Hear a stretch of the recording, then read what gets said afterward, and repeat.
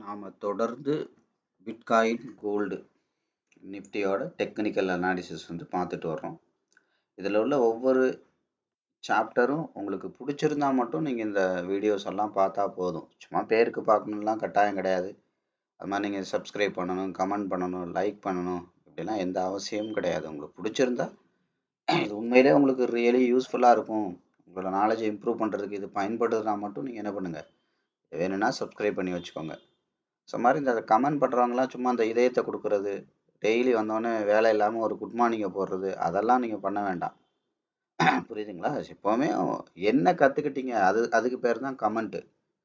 புரியுதா? இது எந்த விதத்தில் உங்களுக்கு ஏதாவது விஷயம் புதுசாக சொல்லி கொடுத்துச்சா, இல்லை என்ன கற்றுக்கிட்டீங்க, என்ன மாதிரி யூஸ்ஃபுல்லாக இருந்துச்சு, அதை சொல்கிறதுக்கு தான் கமெண்ட்டு. அங்கேருந்து குட் மார்னிங் சொல்கிறதுக்கு அதுக்கெல்லாம் கமெண்ட் பாக்ஸை யூஸ் பண்ண வேண்டாம். அது எதுக்கு, வேலை இல்லாமல் அது ஒரு வெட்டித்தனமான வேலை அது. புரியுதா? அங்கேருந்து ஒரு இதயத்தை கொடுக்குறதுக்கு அது எதுக்கு? அங்கேருந்து இதயத்தை நீங்கள் பத்திரமா வச்சுக்கோங்க நீங்கள். புரியுதா? அது டெய்லி ஒரு இதயத்தை கொடுத்தா எத்தனை இதயம் வச்சுருக்கீங்க அப்படி? அதெல்லாம் வேண்டாம். ஏதாவது பிரயோஜனமாக கற்றுக்கிட்டீங்களா?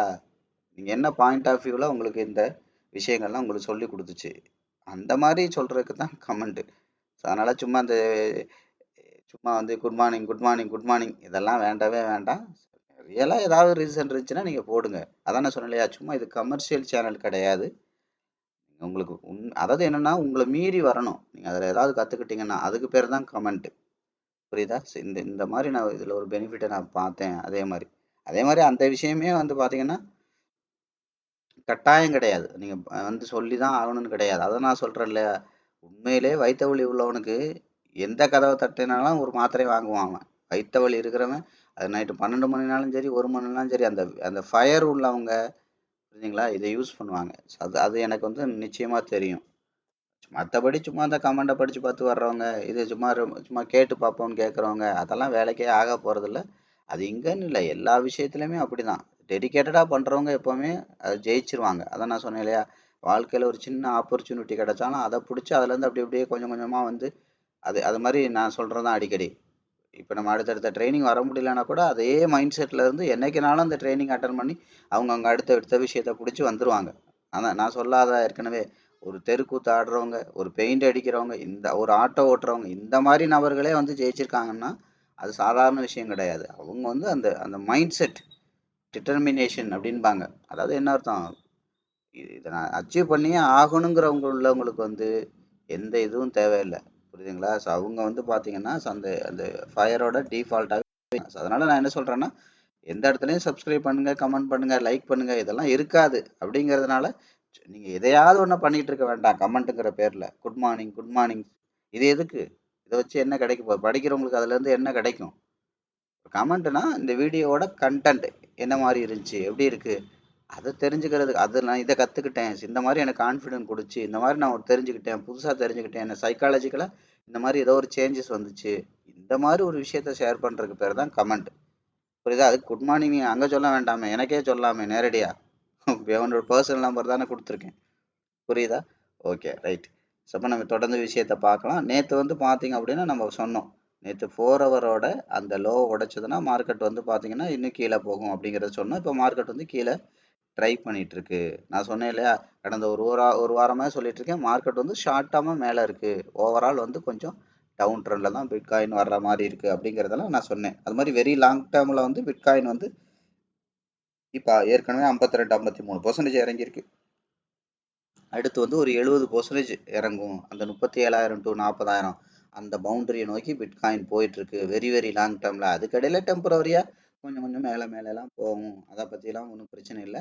ஏன்னா மேலே போய் ஃபியூல் போடாமல் கீழே ஃபர்தராக ப்ரொசீட் பண்ண முடியாது. இதெல்லாம் நம்ம கிளியராக பார்த்துருக்கோம். ஸோ அப்போ பிட்காயின் பார்த்தீங்க அப்படின்னா கவனிக்க, இப்போ நேற்று நம்ம 4 ஹவரோடலாம் எடுத்து நம்ம அதை டிஸ்கஸ் பண்ணோம். இப்போ இந்த இடத்துல தான் 4 ஹவரோட அதிகபட்ச பாடி, அதிகபட்ச விக்கு இந்த இடத்துல தான் இருக்குது. அதிகபட்ச பாடி, அதிகபட்ச விக்கு இங்கே தான் இருக்குது. இப்போ என்ன நடந்துட்டுருக்கு அப்படின்னு பார்த்தீங்கன்னா கிளியராக கவனிங்க. இப்போது பிட்காயினை பொறுத்த வரைக்கும் இந்த 4 ஹவரோட இந்த விக்கை 2வது இடம் தொட்டுச்சு, தெரியுதுங்களா? ஃபஸ்ட்டு பாடி இங்கே இருக்குது, விக்கோட லைன் கீழே இருக்குது. அப்போ இங்கேருந்து வந்த மார்க்கெட், வேகமாக வந்த மார்க்கெட்டு எந்த இடத்துல ஏற்கனவே பாடி இருக்கோ பாடியை தாண்டி ஒரு பாடி வச்சது, சரிங்களா? பாடியை தாண்டி பாடி வச்சுது, மறுபடியும் என்ன பண்ணுச்சு, மறுபடியும் மேலே போயிட்டு திரும்ப அகைன் பாருங்க இந்த பாடியை தாண்டி இங்க பாடி அதிகமா இருக்கு. அகைன் பாடி அதிகமா இருக்கு. ஆல்சோ விக்கும் அதிகமா இருக்கு. விக்கும் அதிகமா இருக்கு. இப்ப லாஸ்டா என்ன பண்ணுது கவனிங்க. இப்ப பாடி விக்கு நல்லாவே மார்க்கெட்ல இறங்கியிருக்கு. லாஸ்டா உள்ள பாடி எங்க இருக்கு? இந்த இடத்துல இருக்கு. விக்கு இந்த இடத்துல இருக்கு. இப்ப என்ன பண்ணுது? மார்க்கெட் வந்து இப்ப அக்ரெசிவா வந்துட்டு இருக்கு. அக்ரெசிவ். அதாவது என்ன அர்த்தம்? மொத்தத்துல இந்த பாடியை தாண்டி பாடியே கொண்டு வந்துட்டு இருக்கு. அதாவது விக்குக்குள்ள பாருங்க இந்த இடத்துல பாடி, இந்த இடத்துல விக்கு. விக்க நோக்கி வரும்போது வந்து பாத்தீங்க அப்படின்னா மார்க்கெட் வந்து விக்க தாண்டி விக்கே போயிருச்சு. அப்ப விக்குக்குள்ள என்ன பண்ணணும்?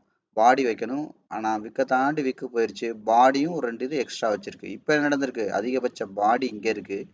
விக்கு இங்க இருக்கு. இப்ப பாடியை தாண்டி பாடி வைக்குதா? இல்ல இந்த விக்க தாண்டி விக்க வைக்குதா? இந்த பர்டிகுலர் கேண்டில். அதான் விஷயம். அப்ப என்ன நடந்திருக்கு? இதை தாண்டிச்சு அப்படின்னா மார்க்கெட் என்ன ஆகும்? ஃபர்தரா ரொம்ப ரொம்ப ரொம்ப கீழே தான் போகும். நான் ஏற்கனவே சொல்லியிருக்கேன். 4 ஹவரை உடைச்சது அப்படின்னா மார்க்கெட் வந்து அடுத்த 3 கேண்டில் கன்சிஸ்டண்டா 4 ஹவர் கேண்டிலாவே ரெட் கலர்ல இருக்கும் அப்படின்னு. அப்ப நேத்தெல்லாம் பாருங்க இந்த இடத்துல 2 தான் வந்திருக்கு. இந்த இடத்துல 2 தான் வந்திருக்கு. இப்ப இப்படியே என்ன பண்ணுது? மார்க்கெட் வந்து 2 2 போட்டு போட்டு வருது. 2 2 போட்டு போட்டு வருது. அப்போ உடைச்சது அப்படின்னா கன்சிஸ்டண்டா 4 ஹவர்லயே அடுத்த 3 பெரிய கேண்டில் போடும். ஆனா இந்த இடத்த உடைக்கிறது சாதாரணம் கிடையாது. ஏன் அப்படின்னா நீங்க கவனிச்சீங்கன்னா தெரியும். டேயோட அந்த பேஸும் அந்த இடத்துல தான் இருக்கு. நான் சொன்னேன்ல டேயோட அந்த 100 அந்த லைன்ஸ் இது எல்லாமே இந்த பவுண்டரிக்குள்ள தான் இருக்கு. இப்போ பாத்தீங்கன்னா தெரியும் டேயோட அதிகபட்ச பாடி, அதிகபட்ச விக்கு எல்லாமே இந்த இடத்துல தான் இருக்கு. அப்போ இதை உடைக்கிறது என்ன ஆகும்? உடைச்ச மாதிரி வெளியில அவுட் சைட் கேண்டில் போட்டா கூட மார்க்கெட் வந்து பாத்தீங்கன்னா சடனா உள்ளுக்குள்ள வர்றதுக்கு தான் வாய்ப்பு இருக்கு. ஏன்னா அந்த இடத்த சாதாரணமா உடைக்க முடியாது. ஆனா மார்க்கெட்ல வந்து உடைச்சதுக்கு உண்டான கரெக்ஷன் நேத்தே ஆயிருச்சு. நிறைய ட்ரேட்ஸ் எல்லாம் எக்ஸிட் ஆயிருச்சு. இப்போ நாங்களே ட்ரேட் பண்ணும்போதெல்லாம் கொஞ்சம் லாங் டேர்ம் ஃப்ரேம் எல்லாம் ட்ரேடோட எல்லாம் எக்ஸிட் கொடுத்தாச்சு. அதாவது என்ன ஆகும்? அப்போ இதுக்கப்புறம் மார்க்கெட் இதை உடைச்சது அப்படின்னா அக்ரெசிவா கீழே போகும். இது ரொம்ப ரொம்ப மார்க்கெட்ல முக்கியமான விஷயம். நான் ஏற்கனவே சொன்ன மாதிரி வந்து பாத்தீங்கன்னா மார்க்கெட் வந்து ஓவராலா பிட்காயின் வந்து கீழே தான் இருக்கு, டவுன் ட்ரெண்ட்ல தான் இருக்கு. இன்னும் அஃபிஷியலா பை ட்ரெண்டுக்கெல்லாம் மாறவே கிடையாது. ஒரு ஷார்ட் டேர்ம் ஃப்ரேம்ல கூட அது மாறல இன்னும். புரியுதுங்களா? அது போக நான் ஏற்கனவே சொன்ன மாதிரி மார்க்கெட் 52% உடைச்சிருச்சு அப்படின்னா அடுத்து வந்து அதோட அதோட டார்கெட் வந்து 70% தான் இருக்கு. அங்கதான் அக்குமுலேஷன் பாயிண்ட் இருக்கு. அங்கதான் பெரிய பெரிய இன்வெஸ்டர்ஸ், அதாவது என்ன சொன்னோம், trade zone, investing zone, 2 zone இருக்கு அப்படின்னு நம்ம சொன்னோம். அப்ப அந்த 50% கீழே போகும்போது மார்க்கெட் வந்து இன்வெஸ்டிங் ஜோன் ஆரம்பிக்குது. ஓவரால் லைஃப் டைம்ல இருந்து 50% கீழே போகுதுன்னா இன்வெஸ்டிங் ஜோன் ஆரம்பிக்குது. அப்ப இந்த இன்வெஸ்டிங் ஜோன்ல தான் பெரிய பெரிய இன்வெஸ்டர்ஸ் வருவாங்க. புரியுதுங்களா? இந்த மாதிரி இன்வெஸ்டர்ஸ் வர்ற ஜோனே வந்து பார்த்தீங்கன்னா அந்த 50 டு 70 அந்த ஜோன் தான். ஸோ அப்போ அதனால வந்து பார்த்தீங்கன்னா ஓவரால் மார்க்கெட் வந்து அதுதான் ஃபோக்கஸ் பண்ணும். இன்னைக்கு மேல் மார்க்கெட் வந்து பார்த்தீங்கன்னா 4 ஹவர் டே வீக் இதெல்லாம் ரெட் கலரில் போட்டு அடுத்தடுத்த பெரிய பெரிய கேண்டில போட்டு அந்த இடத்த போய் ரீச் பண்ணுறதுக்கு தான் மார்க்கெட் வந்து பார்ப்பாங்க. புரியுதுங்களா? இதெல்லாம் இதுதான் அடுத்து மார்க்கெட்ல பிட்காயின் நடக்க போகுது. அதுக்காக இப்போ மேலேயே வராதுன்னா கண்டிப்பாக ஷார்ட் டேர்மா மிட் டேர்மா மார்க்கெட் கரெக்ஷன் ஆகி மேலே மேலே வந்துட்டு தான் கீழே போகும். சரிங்களா? இந்த மாதிரி விஷயங்களும் இடையில அது வந்து நடக்கும். அதெல்லாம் வந்து நம்ம அடுத்தடுத்த கேண்டில் அனலைஸ் பண்ண மார்க்கெட்ல என்ன நடக்குது அப்படிங்கிறத கிளியரா வந்து நம்ம அண்டர்ஸ்டாண்ட் பண்ணிக்க முடியும். சரி, அப்ப என்ன பாத்தீங்கன்னா இந்த இடத்துல இருந்து இந்த இடம் வரைக்கும் டேல இருந்து 4 ஹவரோட அவ்வளோ பவுண்டரி இந்த இடத்துல தான் இருக்கு. இப்போ இதை ஃபுல்லா நம்ம டெலீட் பண்ணிடுவோம். இப்போ கரண்டா நம்ம என்ன பண்ணலாம்? 1 ஹவருக்கு வரலாம். 1 ஹவர் பார்த்தீங்க அப்படின்னா அதிகபட்ச பாடி வீக் ஏரியா எந்த இடத்துல இருக்கு? இந்த ஏரியால தான் இருக்கு. இப்போ நேற்று வந்த அந்த பாடி வீக் ஏரியாக்குள்ள 2வது வர்றதுக்கு ட்ரை பண்ணுது. அவ்வளோதான் விஷயம். இதை வச்சு நீங்க தெரிஞ்சிடும் மார்க்கெட். புரியுதுங்களா? அது நேத்தோட மூவ்மெண்ட், அது இன்னையோட மூவ்மெண்ட் என்னது? இதை தாண்டி வெளியில அவுட் சைட் கேண்டில் வச்சதுன்னா மறுபடியும் மார்க்கெட் வந்து அடுத்த 3 மணி நேரம் மெயின்டைன் பண்ணிருச்சு அப்படின்னா இதை உடைக்கிறது ரொம்ப கஷ்டம். மார்க்கெட் வந்து 99.99% வந்து கீழே அக்ரெசிவா போறதுக்கு வாய்ப்பு இருக்கு. நான் சொன்னேன் இல்லையா 4 ஹவர் இதெல்லாம் உடைச்சு பார்க்கறதுக்கு வாய்ப்பு இருக்கு. 4 ஹவர்ல என்ன கொண்டு வந்தாங்களோ அதை தாண்டி புதுசா ஒரு லோ வைக்கிறதுக்கு வாய்ப்பு இருக்கு. அதாவது 4 ஹவரோட டெப்த் இன்னும் கொஞ்சம் அதிகமாகறதுக்கு வாய்ப்பு இருக்கு. டெக்னிக்கலா சொன்னா அதான் அர்த்தம். 4 ஹவரோட டெப்த் இன்னும் அதிகமாகறதுக்கு வாய்ப்பு இருக்கு. அது மாதிரி டேயோட டெப்த் பாயிண்ட் அந்த பேஸும் அங்கே தான் இருக்கு. அப்போ டேயோட டெப்த்தும் இன்னும் கொஞ்சம் அதிகமாகறதுக்கு வாய்ப்பு இருக்கு. அப்போ 4 ஹவரும் டேயும் டெப்த் அதிகமாகணும்னா மார்க்கெட் வந்து சாதாரணமா வச்சா பார்த்தாது. 4 ஹவர் மாதிரி 3 கேண்டில் அல்லது டே மாதிரி 3 கேண்டில் வச்சதுன்னா கட்டாயம் மார்க்கெட்டோட டெப்த் வந்து இன்னும் நல்லாவே இருக்கும். அதனால தான் சொன்னது ரொம்ப ரொம்ப அதிகமா கீழே போயிடும் 4 ஹவரோட இதெல்லாம் உடைச்சது அப்படின்னா அப்படிங்கிறத நம்ம தெளிவா சொன்னோம். சரியா? அடுத்து நீங்க ஒவ்வொரு விஷயமா கவனிங்க. மார்க்கெட்ல வந்து அது எப்படி செட்டில் ஆயிட்டு இருக்கு அப்படிங்கிறதையும் பார்க்கணும். அப்ப என்ன பண்ணணும்? பேட்டர்னையும் பார்க்கணும். இப்போ வந்து நம்ம வந்து ஒரு பவுண்டரியை பார்த்தோம். ஸோ அடுத்து பேட்டர்னை பார்த்தா தெரியும். இப்போ ஏற்கனவே வந்து பார்த்தீங்கன்னா இங்க இருந்து வந்திருக்கு. திரும்ப அகைன் அகைன் இப்படியெல்லாம் வந்திருக்கு மார்க்கெட்டு. அப்போ நல்லா கவனிங்க. ஃபர்ஸ்ட் டைம் இப்படி முதல்ல வந்து மேலே உள்ளதை மெஷர் பண்ணுவோம். இப்போ இங்கேருந்து வந்திருக்கு, இதை கவனிச்சிங்கன்னா தெரியும் தெளிவா. ஃபர்ஸ்ட் வந்து இந்த 50 போக முடியாமல் வந்திருக்கு. அகைன் இந்த லோவில் இந்த வி பேட்டர்ன், முதல்ல இந்த வி பேட்டர்ன், ரெண்டாவது இந்த இதுக்கும் 50 போகல. அடுத்து இந்த வி பேட்டர்னில் வைக்கிறேன், அப்பவும் 50 போகல. அகெயின் இந்த வி பேட்டர்னில் வைக்கிறேன், அப்பவும் 50 போகல. அண்ட் தென் இந்த வி பேட்டர்னில் வைக்கிறேன், இப்போ வரைக்கும் 50 போகல. அதாவது என்ன அர்த்தம், இப்போ வரைக்கும் மேலே உள்ள அந்த ஹையர் ப்ரைஸை அஃபீஷியலாக எதை தாண்டினா பையோ அந்த பை வரைக்கும் இப்போ வரைக்கும் போகவே இல்லை. அக்ரஸிவ் செல் ட்ரெண்ட் அப்படிம்பாங்க. வெறித்தனமான செல் ட்ரெண்டில் தான் இருக்குது. புரியுதுங்களா? இப்போ என்ன அதுக்கு இப்போ வரைக்கும் அந்த மேலே உள்ள 50 போகலை. கரெக்டாக ஒன்று. சரி, இப்போ அட்லீஸ்ட் என்ன பண்ணணும், இப்போவாவது இதை தாண்டி அட்லீஸ்ட் என்ன பண்ணணும், இந்த 50% போயிடுச்சுன்னா தான் மார்க்கெட் வந்து என்ன சொல்கிறது, பையரோட கண்ட்ரோலுக்கு. அதாவது என்ன அர்த்தம், மார்க்கெட்டை வந்து என்ன சொல்லுவாங்க, அந்த ஒரு மாடு பிடிக்கிற மாதிரி கம்ப்ளீட்டாக அடக்கி அவங்க என்ன பண்ணிட்டாங்க, அவங்களோட டைரக்ஷனில் மேக் ஓவர் பண்ணி வச்சுருக்காங்க அப்படின்னு அர்த்தம். ஏதோ ஒன்று பண்ணி ரெடி பண்ணி வச்சுருக்காங்க. கரெக்டாக? சரி, அப்போ இப்போ வரைக்கும் 50% போகலை. சரி, இப்போ என்ன பண்ணலாம், கீழே உள்ள அந்த வி பேட்டர்னோட தலையை நம்ம பார்ப்போம். இப்போ ஃபார் எக்ஸாம்பிள் இங்கேருந்து வந்திருக்கு பையர், இது வரைக்கும் தான் கொண்டு வந்திருக்காங்க. ரெண்டாவது அடுத்த இது வரைக்கும் கீழே கொண்டு வந்தாங்க, டெப்த் இவ்வளோ இருக்குது. அதோட ஸ்ட்ரக்சர் பாருங்கள், இந்த இடத்துக்கு போகலை. ரெண்டாவது பாருங்கள், டெப்த் இங்கே இருக்குது, அதோட ஸ்ட்ரக்சர் இந்த இடத்துக்கு தான், கரெக்டாக இந்த இடத்துக்கு தான் போயிருக்கு. பாடி வீக் எடுத்தோன்னா ஸ்ட்ரக்சர் போகலை. அடுத்து என்ன பண்ணுங்க, அடுத்து இந்த டெப்த்து, இங்கேருந்து டெப்த் இங்கே வரைக்கும் வந்துச்சு. புரியுதுங்களா? இங்கே வரைக்கும் வந்துட்டு மேலே உள்ள இதோட இங்கே வரைக்கும் அந்த டெப்த்து ஸ்ட்ரக்சர் மேலே ஏற்கனவே இருந்த அந்த பாயிண்ட் வரைக்கும் பையரால் கொண்டு போக முடியல. அடுத்து பாருங்கள், இங்கே இருந்த டெப்த்து இவ்வளோ வரைக்கும் வந்திருக்கு. அப்போ ஏற்கனவே இருந்த அந்த ஸ்ட்ரக்சர் வரைக்கும் அதை தாண்டி கொண்டு போயிருக்காங்க. இப்போ தான் முறையாக இதை தாண்டி கொண்டு போயிருக்காங்க. அதாவது என்ன அர்த்தம், இதுக்கு முன்னாடி அந்த டெப்த்தை தாண்டி ஸ்ட்ரக்சர் கொண்டு போக முடியல. இந்த டெப்த்தை தாண்டி முன்னாடி இருந்த ஸ்ட்ரக்சர் எங்கே இருக்குது, இங்கே இருக்குது, இது கொண்டு போக முடியல. இப்போ புதுசாக உள்ள டெப்த் இது, முன்னாடி இருக்கிற ஸ்ட்ரக்சர் இது, இதை தாண்டி கொண்டு போக முடியல. இப்போ என்ன பண்ணிருக்கு, ஆட்டோமேட்டிக்காக டெப்த்தை தாண்டி டெப்த் வந்து முன்னாடி உள்ள ஸ்ட்ரக்சரை தாண்டி இப்போ தான் டைம் கொண்டு போயிருக்காங்க. இதுதான் ஒரு ஆறுதலான விஷயம். அப்போ இனி மார்க்கெட் வந்து கொஞ்சம் ஓரளவுக்கு மேலே வர்றதுக்கு வாய்ப்பு இருக்குது அப்படிங்கிறதுக்கான ஆறுதலான விஷயமே டைமாக அந்த டெப்த்து தாண்டி டைம் ஒரே ஒரு ஸ்ட்ரக்சர் போட்டிருக்காங்க. இவ்வளோதான். இதுதான் ஒன்று தான் ஆறுதலான விஷயம். மார்க்கெட் வந்து இன்னும் கொஞ்சம் பை ட்ரெண்ட் போகிறதுக்கு வாய்ப்பு இருக்குது. அதாவது என்ன அர்த்தம், இந்த ஸ்ட்ரக்சருக்கே போக முடியல, இதோட தூரத்தை பாருங்கள், இதோட தூரத்தை பாருங்கள். இப்போ தான் முறையாக இதோட தூரம் கம்மியாக இருக்குது. கவனிச்சிங்கன்னா தெரியும். ஃபஸ்ட்டு இந்த வி பேட்டர்ன் இது, ரெண்டாவது வி பேட்டர்ன் இது, இதோட தூரம் இவ்வளோ தான். அடுத்த வி பேட்டர்னை பாருங்கள், இங்கேருந்து இவ்வளோ வரைக்கும் இருக்குது. அடுத்த வி பேட்டர்னை பாருங்கள், இங்கேருந்து இவ்வளோ வரைக்கும் இருக்குது. இப்போ முறையா பெருசா போட்ட வி பேட்டர்ன் இப்போதான் என்ன இருக்கு, இவ்வளோதான்.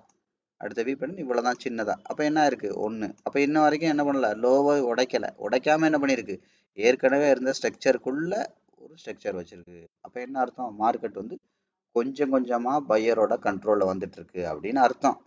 டெம்பரவரியா வந்துட்டு இருக்கு, அவ்வளவுதான். அதுக்காக கண்டிப்பா இது மேலதான் போகும் அப்படின்னு கட்டாயம் கிடையாது. அபிஷியலா எப்ப இதை தாண்டி மேல வைக்கிறாங்களோ அப்ப மட்டும்தான் அது ஸ்ட்ராங்கா பையரோட கண்ட்ரோல்ல இருக்கும். இப்போ செல்லரோட கண்ட்ரோல்ல இருக்கு, பையரோட இதுவும் பலமும் ஈக்குவலா இருக்கு அப்படின்னு நம்ம எடுத்துக்கலாம். புரியுதா? அப்ப என்ன அர்த்தம், இந்த டெப்த்து தகுந்த ஸ்ட்ரக்சரு இப்பதான் கிரியேட் ஆயிட்டு இருக்கு. இதுக்கு முன்னாடி ஃபுல் அண்ட் ஃபுல் மார்க்கெட் வந்து டெப்த்தோட கண்ட்ரோலாக தான் இருந்துச்சு. ஸ்ட்ரக்சர் வந்து ஏதோ பேருக்கு இருந்துச்சு, அவ்வளோதான். ப்ரீவியஸாக உள்ள அந்த ஸ்ட்ரக்சரை தாண்டி ஸ்ட்ரக்சர் வைக்க முடியலை. அதை நான் சொன்னேன்.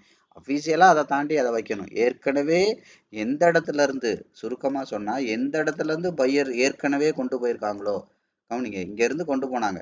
ரெண்டாவது இடம் பாருங்க, இதை தாண்டி பையராட கொண்டு போகணும். இதை தாண்டி இதுக்கு மேலேயே இருந்தால் மட்டும்தான் இப்படி இது மேலே மேலே போகும். இதை தாண்டி போக முடியாமல் இப்போ என்ன இருக்கு, கீழே வந்துருக்கு. அப்போ இதை தாண்டக்கூடாது. இப்போ கரண்ட்டாக எங்கே கொண்டு போனாங்க, இங்கேருந்து கொண்டு போனாங்க பையர். அப்போ இதை தாண்டி கீழே செல்லர் கொண்டு போயிட்டாங்கன்னா அக்ரெசிவாக மாறிடுவாங்க. அப்போ இதுக்கு முன்னாடி எங்கேருந்து கொண்டு போனாங்க பையர், இது இங்கேருந்து கொண்டு போனாங்க. அப்போ என்ன பண்ணணும், பையர் இங்கேருந்து கொண்டு போய் அதை தாண்டி கொண்டு போயிடணும். அதான அர்த்தம், அதை தாண்டி கொண்டு போகணும். அப்போ தான் பையர் வந்து ஆக்டிவாக இருக்காங்கன்னு அர்த்தம். அது மாதிரி இங்கே பாருங்கள், ஃபஸ்ட்டு டைம் எங்கே வரைக்கும் பையர் கொண்டு போனாங்க, இங்கேருந்து கொண்டு போனாங்க. ரெண்டாவது தடவை கொண்டு போயிருக்காங்க, ஆனால் இதை தாண்டி கொண்டு போயிருக்காங்கன்னா இல்லை, இதை தாண்டி கொண்டு போகல, இதை தாண்டி கொண்டு போகல, இதை தாண்டி கொண்டு போகல. இப்போ முறையாக இதை தாண்டி கொண்டு போனாங்க, ஆனால் மறுபடியும் ரிவர்ஸ் ஆயிட்டாங்க. ஒரு தடவை கொண்டு போயிட்டாங்க, பட் என்ன ஆயிடுச்சு, அதை மெயின்டைன் பண்ண முடியல. அப்போ மெயின்டைன் பண்ணுறதுக்கான அவங்களோட பவுண்டரி எங்கே இருக்குது, அதிகபட்சம் இது வரைக்கும் வரலாம். புரியுதுங்களா? அதிகபட்சம் இது வரைக்கும் வரலாம். இத தாண்டி கீழ வெளியில வச்சுட்டாங்க அப்படின்னா, மறுபடியும் ரொம்ப போராடுனா தான் இத தாண்டி மறுபடியும் உள்ளுக்குள்ள வர முடியும். அப்ப என்ன ஆகும்? இத தாண்டி வெளியில வந்தாங்கன்னா, அடுத்த ஒரு 3 கேண்டில் 3 மணி நேரம் இவங்களுக்கு டைம். இந்த 3 மணி நேரத்துக்குள்ள நீ கீழ எங்க வேணாலும் போய்க்க. திரும்பி இங்க உள்ளுக்குள்ள க்ளோஸ் வச்சுட்டீன்னா, அதுக்கப்புறம் மேல கீழ உடைக்கிறது ரொம்ப கஷ்டம். அப்ப இப்ப பாருங்க டைமு இப்ப உள்ளுக்குள்ள க்ளோஸ் வச்சிருக்காங்க. இப்ப என்ன பண்ணக்கூடாது? அடுத்த 3 மணி நேரத்துல திரும்பிட்டாங்க. தெரியுதா? 1, 2, 3. கவனிங்க. எல்லாமே நான் என்ன சொல்றேன், நம்பர்ல சொல்றேன். எங்கேயுமே சும்மா இந்த நம்பர்ல எல்லாம் சொல்லி தர மாட்டாங்க. சும்மா இப்படி, அப்படி, இப்படி, இப்படின்னு தான்பாங்க. நம்பர்ல சொல்றேன். அப்ப என்ன பண்ணணும்? அடுத்த 3 மணி நேரம் இத தாண்டி கீழ எங்க வேணாலும் போ. அடுத்த 3 மணி நேரத்துல 1, 2, 3 உள்ளுக்குள்ள வந்துருச்சா? மறுபடி என்ன ஆகும்? இத உடைக்கிறது கஷ்டம். ஒன்ஸ் 3 மணி நேரத்துக்குள்ள உள்ள போயிடுச்சுன்னா, மறுபடியும் இத தாண்டி உள்ளுக்குள்ள இப்படிதான் இருக்குமே ஒழிய, மறுபடியும் அப்படியே செட்டில் ஆகி மேல போறதுக்கான வாய்ப்பு இருக்கு. அததான் சொன்னேன். ஒரு ஆறுதலான விஷயம். இது இன்னும் மேல போறதுக்கான வாய்ப்பு. ஆனாலும் ஆனாலும் நீங்க பார்த்தீங்கன்னா, கீழ வந்து பார்த்தீங்கன்னா, 4 ஹவரோடது அண்ட் தென் டேயோட பேஸ் அங்க தான் இருக்கு. அந்த பேஸ உடைச்சதுன்னா, கண்டிப்பா 4 ஹவரோட டெப்த்தாவது புதுசா வைக்கணும். ஸோ, அதனால மார்க்கெட்ல வந்து பார்த்தீங்கன்னா, இந்த பாயிண்ட் வந்து ரொம்ப கிரிட்டிக்கலான லைன். இந்த லைன மார்க்கெட் வந்து 1 ஹவர் தாண்டியே ஆகணும். ஏற்கனவே பையர் எங்கேருந்து போனாங்களோ பாடி விக், அந்த பாடி விக்க தாண்டி மார்க்கெட்ட வந்து மேல மெயின்டெயின் பண்ணணும். அது மாதிரி கீழே என்ன பண்ணக்கூடாது? இந்த தாண்டி கீழே பாடி விக்கு வரக்கூடாது. அதாவது என்ன அர்த்தம்? இதுக்குள்ள நீ என்ன வேணாலும் பண்ணிக்க. மேல உள்ள இந்த பவுண்டரி, கீழே உள்ள இந்த 4 லைன், இதுக்குள்ள நீ என்ன வேணாலும் பண்ணிக்க. இதை தாண்டி கீழே மட்டும் போகாத அப்படிங்கிற மாதிரி தான் விஷயம். கீழே போனாங்கன்னா அடுத்த 3 மணி நேரம் டைமு. அடுத்த 3 மணி நேரத்துக்குள்ள நீ என்ன பண்ணணும்? இந்த இடத்துக்குள்ள இதுக்குள்ள நீ என்ன வேணாலும் பண்ணிக்கலாம். இதை தாண்டி போனாலும் அடுத்த 3 மணி நேரத்துல இதுக்குள்ளேயாவது வந்துடணும். அப்பதான் இதை தாண்டி மேலே போறதுக்கான வாய்ப்பு இருக்கு. இல்லைன்னா 100% கீழே தான் இருக்கும். புரியுதுங்களா? இது இது ஒரு இது இது இப்படிதான் நீங்க என்ன பண்ணணும்? பேட்டர்ன் அனாலிசிஸ் பண்ணணும். இதுக்கு முன்னாடி நம்ம கேண்டில் அனாலிசிஸ் பார்த்துருக்கோம். இப்படிதான் பேட்டர்ன் அனாலிசிஸ் பண்ணணும். புரியுதா? பேட்டர்ன் அனாலிசிஸ் பாரு. கேண்டில் அனாலிசிஸ் என்னது? இந்த கரண்ட் கேண்டில 50% தாண்டி மேலே போகணும். அதுக்கடுத்து சரி, அப்போ இதோட 50% இங்க இருக்கு அப்படின்னா என்ன அர்த்தம்? இந்த கேண்டிலோட லாஸ்டா அந்த கேண்டிலோட 50% இங்க இருக்கு. அதை தாண்டி போக முடியல. சரி, அடுத்தடுத்த கேண்டில் என்ன பண்ணணும்? அப்ப இதோட 50% தாண்டி கீழே வரக்கூடாது. இப்போ இதோட 50% கிட்ட கீழே வந்துட்டு இப்ப மேலே ட்ரை பண்ணுது. அப்போ அதிகபட்சம் அதை தாண்டி இதுதான் candle analysis. Current candle, previous candle, இந்த மாதிரி 3 கேண்டில் அனலைஸ் பண்ணுறது. தாண்டி கீழே வரக்கூடாது. அப்போ என்ன பண்ணுது? தாண்டி வந்துட்டு இப்போ மேலே போயிட்டு இருக்கு. ஓகே, இந்த 51க்கு வந்தது நல்ல ஒரு ஆரோக்கியமான விஷயம். ஃபியூல் போட்டுட்டு அக்ரெசிவாக மேலே போகணும். இதே பேட்டர்ன் அனாலிசிஸ், ப்ரீவியஸாக உள்ள வி பேட்டர்ன், கரண்டாக உள்ள பேட்டர்ன், அப்போ ரெண்டோட பாடி இதை கனெக்ட் பண்ணும்போது என்ன ஆகணும்? அதை தாண்டி மேலே இருந்தால் மட்டும்தான் அஃபீஷியலாக மேலே போகும்.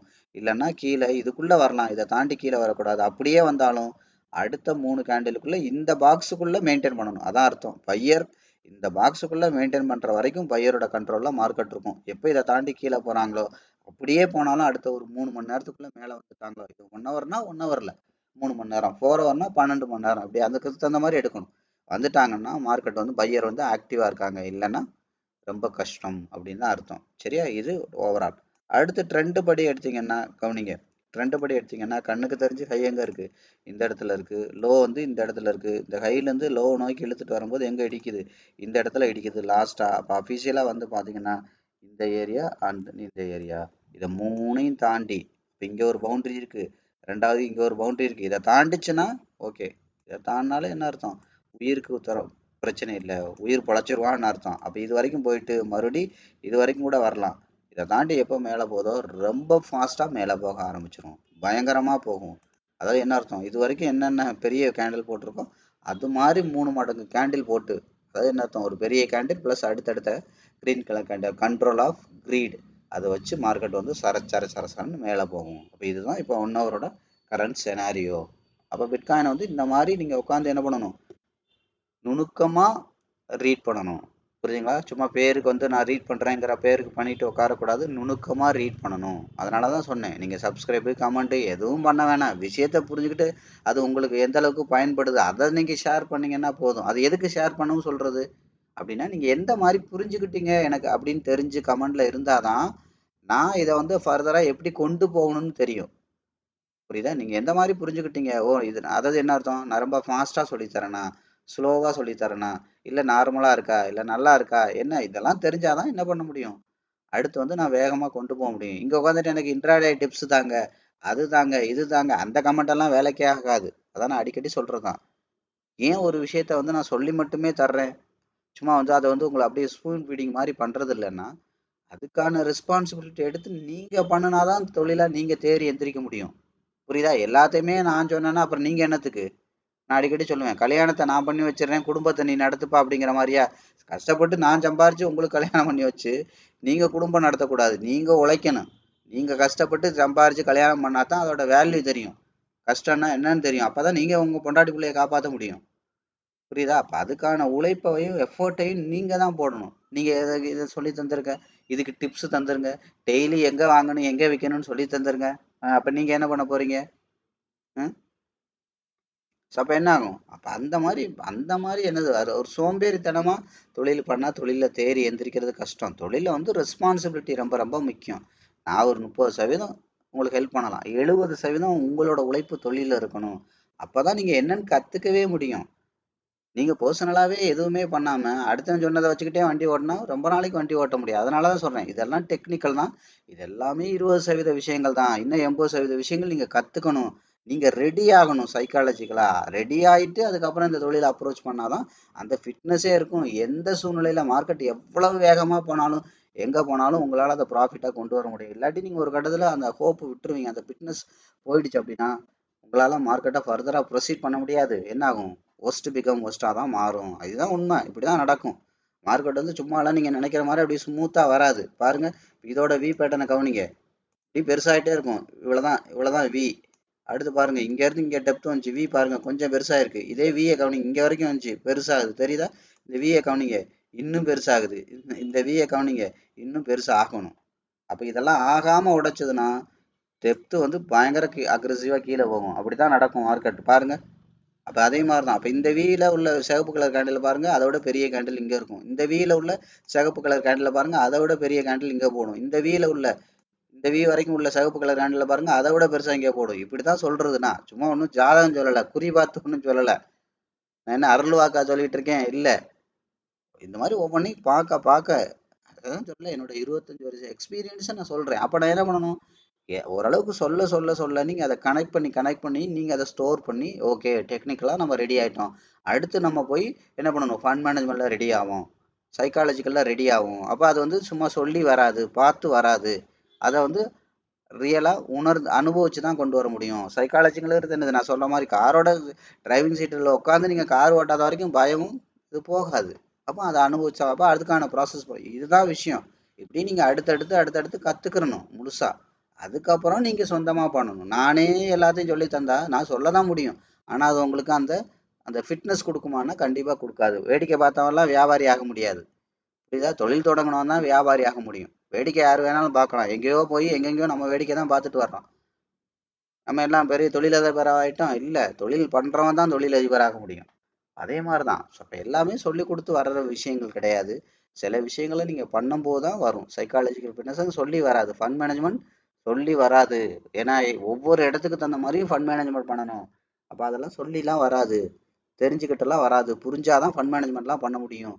அது மாதிரி சைக்காலஜிக்கல் ஃபிட்னஸ் அதை உணரணும். ரியலா அந்த மார்க்கெட்ல நீங்க ஒரு ட்ரேட் எடுத்து அது நெகட்டிவ்ல போகும்போது அதை ஃபீல் பண்ணி அதற்கான ஆக்டிவிட்டியை போட்டு ப்ராஃபிட் கொண்டு வந்து அந்த மாதிரி உணர்ந்தாதான், ஓ மார்க்கெட்டு இவ்வளவுதான், என்ன வேணாலும் பண்ணட்டும், மார்க்கெட்டு என்ன பண்ணாலும் என்னால் ப்ராஃபிட் எடுக்க முடியும் கான்ஃபிடென்ட் அப்பதான் வரும். புரியுதுங்களா? ஸோ அப்போ இதெல்லாம் நீங்க ரீட் பண்ணணும். கொஞ்சம் கொஞ்சமா ரீட் பண்ணதான் தெரியும். அப்போ என்ன ஆகும்? ரொம்ப அக்ரெசிவா மார்க்கெட் வந்து கீழே தான் போகும், இல்லை மேலே தான் போகும் அப்படிங்கிறத நீங்க ஈஸியா ஐடென்டிஃபை பண்ண முடியும். அதெல்லாம் 20% வேலைகள் தான். அதெல்லாம் தெரிஞ்சுக்கிறதுனால ஒரு ஊர் போய் சேர முடியாது. இந்த பக்கம் நேரா இத்தனை 1000 கிலோமீட்டர் போனா காஷ்மீர் வருது அப்படின்னு போர்டை பார்த்தோன்னே நீங்க காஷ்மீர் போக முடியுமா? அதுக்கு பணம் வேணும். புரியுதுங்களா? ஸோ அதுக்கு வந்து எதில் போக போகிறேங்க அந்த ஆக்டிவிட்டி இருக்கணும். ஸோ அதுக்கு 10 நாளை ஒதுக்கணும். எல்லாம் போட்டு மொத்தமாக முயற்சி பண்ணி போகிறாதான் போக முடியும். இல்லையா? தனியாக போகிறோமா, குரூப்பாக போகிறோமா, எப்படி போகிறோம், இதெல்லாம் பண்ணால் தான் போக முடியும். இல்லாட்டி மற்றபடி யாருக்கு தான் தெரியாது? இந்த பக்கம் போனால் காஷ்மீர் வரும், இந்த பக்கம் போனால் டெல்லி வரும். யாருக்கு தான் தெரியாது? தெரிஞ்சவங்கெல்லாம் காஷ்மீர் போகிறாங்களா, டெல்லி போகிறாங்களா? இல்லை. அது ஒரு டார்கெட்டு. அந்த டார்கெட்டை அதுக்கான ஆக்டிவிட்டி பண்ணுறவங்க தான் போய் சேர முடியும். அதான் விஷயம். அப்போ அந்த அங்கே போய் அந்த காஷ்மீரை பார்த்தா தான் அது ஒரு ஃபீல். அந்த ஃபீல் அது எதில் கொண்டு வர முடியும்? நீங்கள் போனால் தான் அந்த பனி உங்கள் மேலே விழுகிற ஃபீலை நீங்கள் பார்க்க முடியும். இங்கே இருந்துட்டு நான் என்னத்த கதை சொல்லிக்கிட்டு இருந்தாலும் அது உங்களுக்கு கதையாக தான் தெரியும். இல்லைன்னா ஜஸ்ட் ஏதோ நீங்கள் ஒரு கற்பனையில இருக்கலாம், அவ்வளோதான். அதெல்லாம் ரியாலிட்டி கிடையாது. ரியாலிட்டி டோட்டலி அங்கே என்ன இருக்கோ அது நிஜம்தான் ரியாலிட்டி. நீங்கள் நினைக்கிறது 1000 விதமாக நினைக்கலாம். அதெல்லாம் எக்ஸ்பெக்டேஷன், எதிர்பார்ப்பு. இது நடக்கலாம், அது நடக்கலாம், இப்படி நடக்கலாம், அப்படி நடக்கலாம், எல்லாமே எதிர்பார்ப்பு தான் மார்க்கெட்ல. ஆனா ரியாலிட்டி எல்லா நேரமும் ஒரே மாதிரி இருக்காது. வேற வேற பவுண்டரியில வச்சு எண்ட் ரிசல்ட் ஒன்னா தான் இருக்கும். அதுல எந்த மாற்றமும் இருக்காது. இவன் இப்படிதான் பண்ணுவான், ஆனா நீங்க நினைக்கிற இடத்துல பண்ண மாட்டான், வேற வேற இடத்துல பண்ணுவான். அவ்வளவுதான் விஷயம். இந்த ஓடுறவன் பாருங்க, இந்த இடத்துல துரத்திட்டே போறீங்க, இந்த இடத்துல திரும்புவான்னு நினைப்பீங்க, அவன் திரும்ப மாட்டான், நேரா ஓடுவான். இந்த இடத்துல ஓடுவான்னு நினைப்பேன், அவன் டப்புன்னு ரைட்டோ லெஃப்டோ எடுத்து ஓடுவான். இப்படி உங்களை டைவர்ட் பண்ணி அவன் ஓடிட்டு இருந்தா தான் அவன் நீங்க கடைசி வரைக்கும் தொட முடியாது. அப்படித்தானே நடக்குது? அதே மாதிரி தான் இங்க இருக்கும். இப்படிதான் அவன் ஓடுவான், ஆனா உங்களை டைவர்ட் பண்ணிட்டே இருப்பான். ஆனா என்னன்னு அர்த்தம், அவன் என்னதான் டைவர்ட் பண்ணாலும் உங்களால அந்த ட்ராக்கை கண்டுபிடிக்க முடிஞ்சு அடுத்து இவன் இப்படிதான் பண்றதுக்கு வாய்ப்பு இருக்குன்னு நீங்க கண்டுபிடிக்கிறது ஜஸ்ட் 20% வேலை தான். ஆனா அதுல மட்டும் சக்சஸ் கிடையாது. அவனோட எஃபெக்டிவா நீங்க ஓடணும். இந்த மாதிரி நிறைய விஷயங்கள் இருக்கு. அப்பதான் நீங்க அவனை கேட்ச் பண்ண முடியும். இல்ல அவனோட சேர்ந்து அவன் அளவுக்கு அவன் 20 கிலோமீட்டர் வேகத்துல ஓடுறான், நீங்க 2 கிலோமீட்டர் வேகத்துல ஓடுனீங்கன்னா சும்மா நீங்க அவனை பொறுத்த வரைக்கும் நீங்க நடந்து வர்றீங்க, அவ்வளவுதான். அப்ப அவனோட சேர்ந்து அவனுக்கு ஈக்குவல் ஃபோர்ஸ் போட்டாதான் நீங்க ஒரு கட்டத்துல அவனோட சேர்ந்து அவனுக்கு ஈக்குவலாவது ஓட முடியும். அதுதான் நான் சொல்றது. பணக்கார அளவுக்கு நீங்க ஃபண்ட் மேனேஜ்மெண்ட் பண்ணணும், பணக்கார அளவுக்கு உங்களுக்கு ஃபிட்னஸ் இருக்கணும், ட்ரைனிங் சிஸ்டம் இருக்கணும். அதுக்கு உதவுறதான் இந்த டெக்னிக்கல். இதெல்லாம் வெறும் 20% தான். இதெல்லாம் தெரிஞ்சதுனால நீங்க பணக்கார அளவுக்கு ஓட முடியும்னு அர்த்தம் கிடையாது. அந்த 80% வேலைகள் ஒண்ணு அனுபவத்துல தான் வரும், இன்னொன்னு பயிற்சியில தான் வரும். இந்த டெக்னிக்கல் வேணா தியரியில வரலாம். இதெல்லாம் நான் உங்களுக்கு என்ன சொல்றது, ஓப்பனா சொல்றது. சரியா? அப்ப இதெல்லாம் கவனிங்க. அப்ப ஏற்கனவே ஒரு பேட்டர்ன் அனாலிசிஸ் எது வரைக்கும் போயிருக்கு அப்படிங்கறத நீங்க கிளியரா கண்டுபிடிக்கணும். சரியா? ஓகே. அடுத்து வந்து பாத்தீங்கன்னா ஓவரால் இந்த பவுண்டரி அனாலிசிஸ். பவுண்டரி அனாலிசிஸ் எடுத்தீங்கன்னா அப்ப ஏற்கனவே அதிகபட்சம் கொண்டு வந்த இது எவ்வளவு? ஐயோ, கண்ணுக்கு தெரிஞ்சு இங்க இருக்கு. அப்ப இது இதை நோக்கி போகுது. அப்ப இதை நோக்கி போகுதுன்னா என்ன பண்ணக்கூடாது, இதை தாண்டி கீழே பாடி வைக்க கூடாது. அப்படியே வச்சாலும் அடுத்த 3 ஹவர்ஸுக்குள்ள இந்த லைனுக்கு உள்ள கொண்டாந்து பையர் அவங்களோட இதை வச்சுக்கிறணும். அதாவது ரெஸ்ட் எடுக்கிறது, ரெஸ்டிங்னு சொல்லுவாங்க. கயிறு இழுக்கும்போது கொஞ்சம் மூச்சு வாங்குவாங்க. அந்த மூச்சு வாங்குறது அவங்களோட பவுண்டரியில இருந்தே வாங்கிட்டாங்கன்னா பிரச்சனை இல்லை. புரியுதுங்களா? கயிறு இழுக்கிறத மட்டும் அங்கிட்டு ரொம்ப தூரம் இழுத்துட்டு அதுக்கப்புறம் அவங்க மூச்சு வாங்கினாங்கன்னா அந்த மூச்சு வாங்குற நேரத்துல அவ இன்னும் ஜாஸ்தியா இழுத்து இன்னும் ஜாஸ்தியா தான் அந்த பக்கம் கொண்டு போக பார்ப்பான். அப்ப பையர் மூச்சு வாங்குறாங்க இந்த மாதிரி அப்படின்னா இதை தாண்டி கீழே கொண்டு போயில இந்த ஏரியாக்குள்ள மூச்சு வாங்கினா அவன் பையர் வீக்கா இருப்பாங்க, செல்லர் ஸ்ட்ராங் ஆகி இன்னும் கீழே இழுத்துட்டு போயிடுவான். அப்ப இதை தாண்டி மேல இந்த ஏரியாக்குள்ள எங்க வேணாலும் மூச்சு வாங்கினாங்கன்னா அப்ப இவன் கீழே இழுத்துட்டு வந்தாலும் அதிகபட்சம் இங்கதான் இழுத்துட்டு வர முடியும். மறுபடியும் பையர் அக்ரஸிவா மாறி இங்க இழுத்துட்டு போயிடலாம். அதான் இப்ப நடந்துட்டு இருக்கு. பையர் செல்லர் கொண்டு வந்தாங்க, அப்ப பையர் அக்ரஸிவா கொண்டு வரும்போது பையர் என்ன பண்ணிட்டாங்க, ஏன்னா கொண்டு வந்தா ஒரு அளவுக்கு மேல செல்லர் மூச்சு வாங்கணும். இந்த கேப்ல இவன் இங்க வரைக்கும் இழுத்தான், இப்ப மறுபடியும் இங்க வரைக்கும் செல்லர் இழுத்துட்டு வர்றான். அப்ப இழுத்துட்டு வர்றவங்க என்ன பண்ணக்கூடாது, இதை தாண்டி கீழே வரக்கூடாது. இதுக்குள்ள அதிகபட்சம் முயற்சி, கீழே அதிகபட்சம் விக்கு வரைக்கும் கூட வரலாம். அதே கேண்டலுக்குள்ள பாடியா வச்சிடணும். அதை அதான் சொன்னேன், கீழே உள்ள விக்கு பையருக்கு சொன்னோம். அப்ப அந்த அந்த கண்ட்ரோல் ஃபுல்லாவே பையரோட கண்ட்ரோலா இருந்துச்சுன்னா ஆட்டோமேட்டிக்கா என்ன ஆகும், ஃபர்தரா வந்து உடைக்கிறது ரொம்ப சிரமம். அதுவுமே ஒரு 2-3 டைம் தான். சும்மா சும்மா இந்த இடத்துக்கு வந்துகிட்டே இருந்தாங்கன்னா பையரால முடியவே இல்லை. அதான் அர்த்தம். அப்ப என்ன ஆகும், அக்ரஸிவா உடைச்சு இன்னும் கீழே போயிடும். இந்த மாதிரி விஷயங்கள் தான். இதுதான் உங்களுக்கு ட்ராப் அப்படிலாம் சொல்றது. அதை ரீட் பண்ண தெரியாதனால நீங்க அதுல போய் என்ன பண்றது, மாட்டிக்கிறது. அப்ப இது மேலதான் போக போகுது அப்படின்னா என்ன பண்ணுது, ஆட்டோமேட்டிக்கா என்ன பண்ணக்கூடாது, இதை தாண்டி கீழே வரக்கூடாது. கரெக்டா? இதை தாண்டி கீழே வரக்கூடாது. இதான் விஷயம். சரி, அப்ப இதுக்கு முன்னாடி அதிகபட்சம் மேல கொண்டு போனது எவ்வளவு, இங்க இருந்து இங்க கொண்டு போயிருக்காங்க. அப்ப இதோட 50% தாண்டி கீழே வரக்கூடாது. அப்ப கீழே வந்துச்சுன்னா என்ன ஆகும், இந்த சோர்ஸுக்கே மார்க்கெட் வர்றதுக்கு வாய்ப்பு இருக்கு. புரியுதுங்களா? அகைன் கவனிங்க. அப்ப ஏற்கனவே இருக்கிற பாடி விக்கு எங்க இருக்கு, இந்த இடத்துல இருக்கு. இந்த பாடி விக்குக்குள்ள இது வரலாம், விக்கு கூட வரலாம், இந்த பவுண்டரிக்குள்ள பாடி கூட வரலாம். இதை தாண்டி பாடி போனா மட்டும்தான் அடுத்த 3 மணி நேரம் டைம். அடுத்த 3 மணி நேரத்துக்குள்ள இதை தாண்டி போச்சு அப்படின்னா திரும்ப இதுக்குள்ள வரணும். அடுத்த 3 மணி நேரத்துக்குள்ள இது எங்க வேணாலும் போகட்டும், கண்டினியூஸா சிகப்பு கலர் பாடியாவே போட்டு போட்டு போட்டு கூட போட்டோம். அது எப்படியோ 3 ஹவர்ஸுக்குள்ள அது ரிட்டர்ன் பேக் வந்துரு. இந்த பவுண்டரிக்குள்ள வந்துட்டாங்கன்னா பையரோட கண்ட்ரோல்ல மார்க்கெட் வருதுன்னு அர்த்தம். இல்லைன்னா செல்லரோட கண்ட்ரோல்ல தான் மார்க்கெட் இருக்கு. அப்ப என்ன பண்ணணும், இதுக்கு இந்த இடம் வந்துட்டு பையர் கொண்டு போனதோட 50% இங்க இருக்கு. அப்ப இதை தாண்டி மேல மெயின்டைன் பண்ணிட்டாங்கன்னா சேஃபு. சரிங்களா? இதை தாண்டி மேல மெயின்டைன் பண்ணணும். அப்ப என்ன பண்ணுவாங்க, அப்ப இதை உடைச்சு மேல ஃபர்தரா ப்ரொசீட் பண்றதுக்கு வாய்ப்பு இருக்கு. சரியா? சரி, அப்ப நம்ம என்ன பண்ணலாம், அதிகபட்சம் ஹையர் லோ மட்டும் கனெக்ட் பண்ணலாம். அப்ப இன்னும் கொஞ்சம், அப்ப என்ன அர்த்தம், பையர் வந்து ஒரு 1 ஹவர்ல இந்த இடத்துக்காவது கொண்டு போகணும். கரெக்டா? இதை தாண்டி மேல இருந்தாதான் பையருக்கு வந்து ஓவர் வேல்யூல போகுது. கரெக்டா? சரி, இன்னும் கொஞ்சம் டவுன் கிரேட் பண்ணி பார்க்கலாம். அடுத்து வந்து பாத்தீங்கன்னா 15 மினிட்ஸ். 15 மினிட்ஸ்ல அப்ப ஸ்டார்ட்டை ரீசெட் பண்ணுங்க. கண்ணுக்கு தெரிஞ்சு ஹை எங்க இருக்கு, இந்த இடத்துல இருக்கு. தென் கண்ணுக்கு தெரிஞ்ச லோ சேம் பிளேஸ் தான். அப்போ என்ன பண்ணணும், 15 மினிட்ஸை பொறுத்த வரைக்கும் இதை தாண்டியாவது மேலே போகணும். அப்போ தான் பையரோட கண்ட்ரோலில் மார்க்கெட் வரும். அடுத்து வந்து பார்த்தீங்கன்னா 5 மினிட்ஸ் எடுத்துக்கிட்டிங்கன்னா இன்னும் டவுன் கட் பண்ணி போகலாம். அப்போ கண்ணுக்கு தெரிஞ்சு பை அண்ட் செல் எங்கே இருக்குது, அதிகபட்சம் பை இப்போ கண்ணுக்கு தெரிஞ்சு இங்கே இருக்குது. இதுக்கப்புறம் எந்த இடத்துல இருக்குது, இந்த இடத்துல இருக்குது. அப்போ என்ன பண்ணணும், இந்த இடத்தையாவது தாண்டி போகணும். இப்போ ஏற்கனவே பாருங்கள், இந்த இடத்துலேருந்து நம்ம மெஷர் பண்ணும்போது ஆட்டோமேட்டிக்காக ஒரு இடம் போயிட்டு போக முடியாமல் திரும்ப வந்திருக்கு. இப்போ என்ன பண்ணக்கூடாது, இந்த பாடி வீக்கை தாண்டிலாம் கீழே போகக்கூடாது. ஓவரால் எல்லாத்தோட பாயிண்ட்டும் இதுதான். அப்போ இதை தாண்டி மேலே இருக்கணும். அப்போ நீங்கள் இப்போ 1 ஹவர் போய் பார்த்தீங்கன்னா தெரியும், ஓவரால் இந்த 3 வச்சுங்களா, 3 பச்சை கலர் லைன் இருக்குது. 1 2 3 குறைஞ்சபட்சம் இதை தாண்டியாவது மார்க்கெட் இருக்கணும். அப்போ இது பாருங்கள், குறைஞ்சபட்சம் ஏற்கனவே இது வரைக்கும் போயிருக்கு. குறைஞ்சபட்சம் ஏற்கனவே இது வரைக்கும் போயிட்டு போக முடியாமல் வருது. இப்போ என்ன பண்ணக்கூடாது, போக முடியாமல் வர்றது இதை தாண்டி கீழேயும் போகக்கூடாது, இதை தாண்டி மேலேயும் போயிடணும். இதை தாண்டி மேலே போயிடுச்சுன்னா அதான் அக்ரெசிவாக போகும். அப்போ ஏற்கனவே நான் சொன்னதான், இது 1 இது 2 3 இதை தாண்டி மார்க்கெட் மேலே போயிட்டு திரும்பி வந்துச்சுன்னா இதை உடச்சி இன்னும் அக்ரெசிவாக கீழே போயிடும். அப்போ நான் ஏற்கனவே சொன்னதான் 4 ஹவர்லே புரியுதுங்களா, 4 ஹவர்லே இன்னும் 3 கேண்டில் வைக்கும். இல்லைன்னா ஏற்கனவே 1 ஹவரில் 3 கேண்டில் இங்கே இந்த இடத்துல வச்சிருக்கு. இதுக்கப்புறம் பெரிய கேண்டில் போட்டுச்சு. இந்த பெரிய கேண்டில் வரும்போதெல்லாம் நீங்கள் மார்க்கெட்டில் எப்போவுமே ரீட் பண்ணணும். பெரிய கேண்டில்ங்கிறது என்னதுன்னா அதிகபட்ச பலம், அதான் அர்த்தம், அதிகபட்ச பலம். அப்போ அதிகபட்ச பலம் போட்டுச்சு அப்படின்னா இதை தாண்டி அந்த அதிகபட்சம் பலம் போட்டாங்களே, இதை தாண்டி மறுபடியும் ரெட் கலர் கேண்டில் போயிடுச்சு அப்படின்னா ரொம்ப டேஞ்சர். மார்க்கெட் வந்து இன்னும் கீழே பயங்கரமாக போகும். அப்போ இந்த அதிகபட்சம் உயிரை கொடுத்து தள்ளினாங்கன்னு சொல்லுவாங்களே, உயிரை கொடுத்து தள்ளினதான் இந்த பெரிய கேண்டில். அப்போ இதை தாண்டி மறுபடியும் செல் கேண்டில் கீழே போயிடக்கூடாது. போச்சு அப்படின்னா பையரோட பாடு திண்டாட்டம் தான். எங்கேயோ கொண்டே மார்க்கெட்டை விட்டுருவாங்க.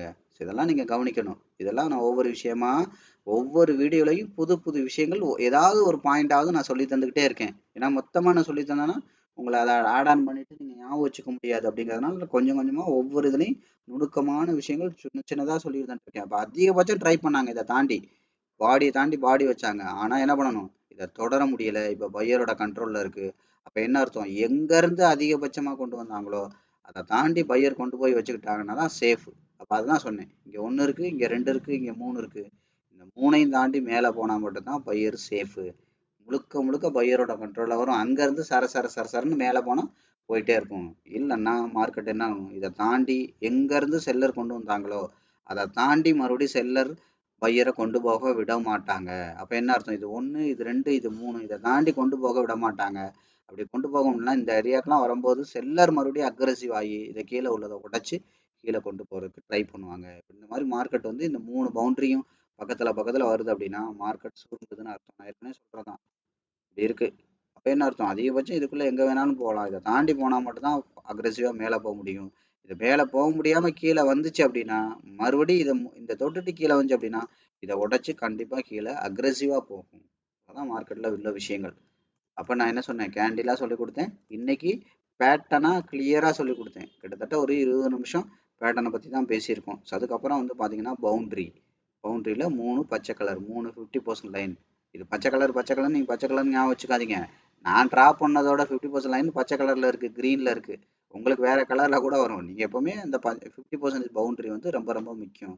அப்போ என்ன அர்த்தம், ஷார்ட் டேர்மாக இது மேலே தான் போக போகுதுன்னா இந்த 50% லைனுக்காவது மேலே இருக்கணும். இருந்துச்சுன்னா என்ன ஆகும், இந்த சோர்ஸ் எங்கே இருக்குது, இங்கே இருக்குது, இந்த சோர்ஸுக்கு வர்றதுக்கு வாய்ப்பு இருக்குது. அப்போ சோர்ஸை தாண்டிச்சுன்னா 15 மினிட்ஸோட 50% தாண்டிடும். அப்போ என்ன ஆகும், அடுத்து 1 ஹவர் தான். அப்போ இதை தாண்டிடுச்சுன்னா மட்டும்தான் ஃபர்தராக மேலே போக முடியும். அப்போ இது மேலே போய் ஃபியூல் அடித்து கீழே வர்றதுக்கு வாய்ப்பு இருக்குது.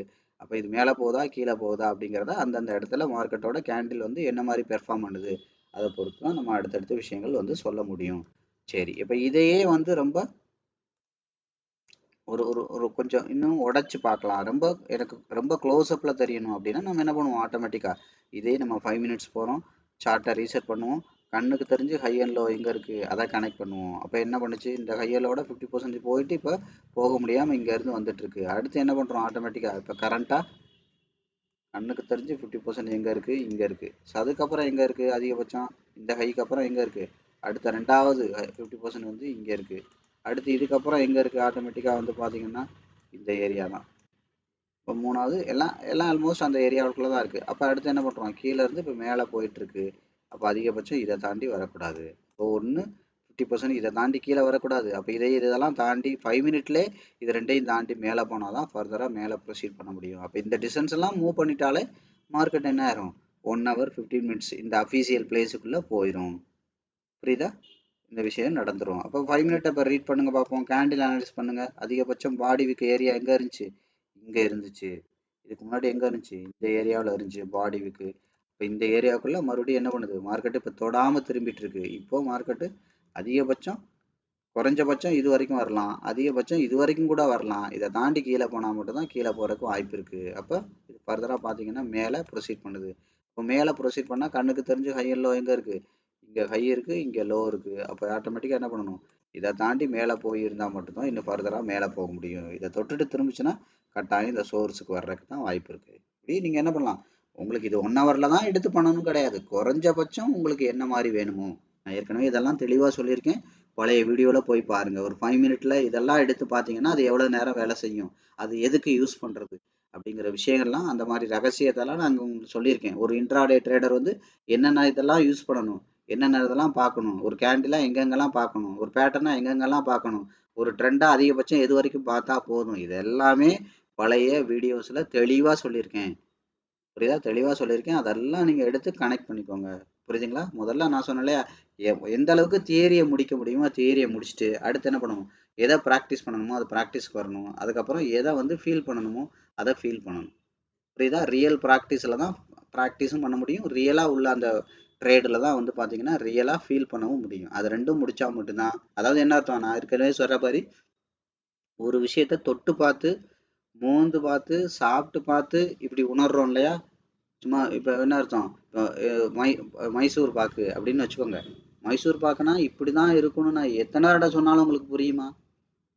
படத்தை காட்டலாம், அதை சொல்லலாம், சூப்பராக இருக்கும், அப்படி இருக்கும், இப்படி இருக்கும், இந்த மாதிரி இருக்கும், அந்த மாதிரி இருக்கும், கடலை மாவு போட்டிருக்கும், அது போட்டிருக்கும், நெய்யில் செஞ்சுருப்பாங்க, இப்படின்னு என்னத்தை வேணாலும் சொல்லலாம். ஓரளவுக்கு அதை ஓரளவுக்கு தான் நீங்கள் அதை அண்டர்ஸ்டாண்ட் பண்ணிக்க முடியும். கரெக்டாக? ஆனால் எப்போ இந்தாங்க கொஞ்சம் மைசூர் பாக்கு அப்படின்னு உங்கள் கையில் கொடுத்து அதை ஸ்மெல் பண்ணி பார்ப்பீங்க. ஓ, நெய் ஸ்மெல் இருக்குது, இந்த ஸ்மெல் இருக்குது, அப்படி இருக்குது, இப்படி இருக்குன்னு அடுத்து என்ன பண்ணுவீங்க, அதோட அது போதுமா? ஸ்மெல் பண்ணி பார்த்துட்டு நீங்கள் சொல்ல முடியுமா ஓ இப்படி தான் இருக்குன்னு? நான் இது வரைக்கும் என்ன படமாக காமிச்சனோ, இல்லை என்ன வார்த்தையாக சொன்னனோ, என்னென்ன பொருளெல்லாம் சேர்த்துருக்குன்னு சொன்னனோ, அதெல்லாம் நீங்கள் ஸ்மெல் பண்ணி பார்க்கும்போது கொஞ்சம் கன்ஃபார்ம் பண்ணிக்கலாம். ஆமாம், நெய்யெல்லாம் இருக்குன்னு சொன்னாங்க, அந்த ஸ்மெல்லு நல்லாவே வருது அப்படிங்கிறத ஸ்மெல் பண்ணலாம். ஆனால் நான் இன்னும் நீங்கள் இன்னும் டெப்த்தாக போகணுன்னா நான் அதை சாப்பிட்டு பார்க்கணும். சாப்பிட்டு பார்த்தா தான் என்ன தெரியும், ஓ அதை ஃபீல் பண்ண முடியும். அப்போ நீங்கள் அதை தான் சொன்னேன். அதே மாதிரி தான் இங்கே உள்ள விஷயங்கள் எல்லாமே தியரி. அப்போ தியரிங்கிறது என்ன தெரியுமா, நான் சொல்கிறது. அதுக்கப்புறம் நீங்கள் இதை உட்காந்து லைவாக நீங்கள் ஒரு டெமோ அக்கௌண்ட்லாம் நீங்கள் பண்ணீங்கன்னா தான் அதை மோந்து பார்க்குற மாதிரி. புரியுதா நான் சொல்கிறது? மோந்து பார்க்குற மாதிரி. அடுத்து 100 ஒரிஜினலாக நீங்கள் என்னைக்கு பணமாக அதை பார்க்குறீங்களோ அப்போ தான் அதை சாப்பிட்டு பார்க்குற மாதிரி. இந்த மாதிரி 3 ஸ்டேஜ் இருக்குது. புரியுதா நான் சொல்கிறது? அதனால தான் சொல்கிறது. ஐயா நான் சொல்கிறது வந்து சும்மா காட்டுறது தான், சொல்கிறது தான். இதை வச்சுக்கிட்டு நீங்கள் இன்னும் சாப்பிட்டும் பார்க்காம, அதை ஸ்மெல் பண்ணியும் பார்க்காம, நான் மைசூர் பாக்கு பண்ண போகிறேன்னா அது என்ன லட்சணத்தில் வரும் மைசூர் பாக்கு? அது மைசூர் பாக்கா வராது. அது வேற பாக்கு, வேற மாதிரி வேணா பேர் வச்சுக்கலாம் அதுக்கு. அது வராது. அதே மாதிரி தான். இப்போ இந்த மாதிரி நிறைய ஸ்டேஜஸ் இருக்கு இல்லையா, அதே மாதிரி தான் ஒரு தொழிலையும் 3 ஸ்டேஜ் இருக்குது. அப்போ தியரியாக நீங்கள் தெரிஞ்சுக்க வேண்டிய விஷயம். புரியுதா? இந்த இந்த இடத்துல இவ்வளோ ஜனத்தொகை இருக்குது, இவ்வளோ இருக்குது, இது இந்த இடத்துல இதுக்கு முன்னாடி இவ்வளோ கடைகள் இருக்குது, அப்போ இது நமக்கு ஆப்போனண்ட்டு இவங்கெல்லாம் இருக்காங்க, இதெல்லாம் டேட்டா. அப்போ நான் சொல்கிறதெல்லாம் வெறும் டேட்டா தான். டேட்டா வச்சுக்கிட்டு கடை ஆரம்பிச்சிங்கன்னா விளங்காது. அதுக்கப்புறம் என்ன பண்ணணும், கிரவுண்ட் ஒர்க் பண்ணணும். புரியுதுங்களா? கிரவுண்ட் ஒர்க்குனா என்னது, கடையை அட்வான்ஸ் கொடுக்கணும், அதுக்கப்புறம் அதுக்கு தேவையான சாமான் வாங்கி வைக்கணும், அதுக்கப்புறம் கடையை ஆரம்பிக்கணும், மார்க்கெட்டிங் பண்ணணும், இந்த ஏரியாவில் கடை வந்திருக்குன்னு தெரியணும். இது 2வது ஸ்டேஜ். இந்த 3வது ஸ்டேஜ் இருக்குது பார்த்தீங்களா, அதுதான் ரொம்ப ரொம்ப முக்கியம். ரியலாக இப்போ பிஸ்னஸை நடத்தணும். நடத்தும் போது தான் தெரியும் எவ்வளவு காம்படிஷன் இருக்குது, எவ்வளவு நெகட்டிவ் இருக்குது, எவ்வளவு பிரச்சனை இருக்குது, எவ்வளவு போராட்டம் இருக்குன்னு நடத்தும் போது தான் தெரியும். அதில் நீங்கள் ஜெயிச்சா மட்டும்தான் என்ன பண்ண முடியும், ஜெயிக்க முடியும். முதல்ல உள்ளது என்னது, பேப்பர் ஒர்க்கு. இப்படி சொல்லுவாங்க பிஸ்னஸில். ஃபஸ்ட்டு வந்து பேப்பர் ஒர்க், 2வது கிரவுண்ட் ஒர்க், அதுக்கப்புறம் தான் பார்த்தீங்கன்னா கிரவுண்ட் ரியாலிட்டி அப்படிம்பாங்க, கிரவுண்டோட ரியாலிட்டி அப்படிம்பாங்க. இந்த மாதிரி 3 ஸ்டேஜ் இருக்குது. முதல்ல உள்ளது பேப்பர் ஒர்க்கு. சொன்னது நல்லா தெரிஞ்சுக்கோங்க. இந்த ஏரியாவில் என்னென்னலாம் கடை இருக்குது, மொத்த ஜனத்தொகை எவ்வளோ இருக்குது, இந்த இடத்துல ஒரு 10 கோடி ரூபா போட்டு ஒரு பிஸ்னஸ் பண்ண போகிறோன்னா எவ்வளோ ஜனத்தொகை இருக்குது, அதை பார்ப்பாங்க. ரெண்டாவது காம்படிட்டர் யார் யார் இருக்கா அதை பார்ப்பாங்க. அதெல்லாம் சர்வே பண்ணி எடுக்கிறாங்களே ஒரு இத்தனை மொத்தம் 5,00,000 ஜனத்தொகை, 4 இது இருக்கு, 4 நீல்கிரிஸ் இருக்கு, 4 மெக்டொனால்ட் இருக்கு, 1 கேஎஃப்சி இருக்கு, இதெல்லாம் எடுக்கிறாங்க இல்லையா? அப்போ இதெல்லாம் வாங்கி திங்கிறவன் இருந்தான்னா அப்போ நம்ம ப்ராடக்ட்டையும் வாங்குவான் அப்படின்னு அர்த்தம்.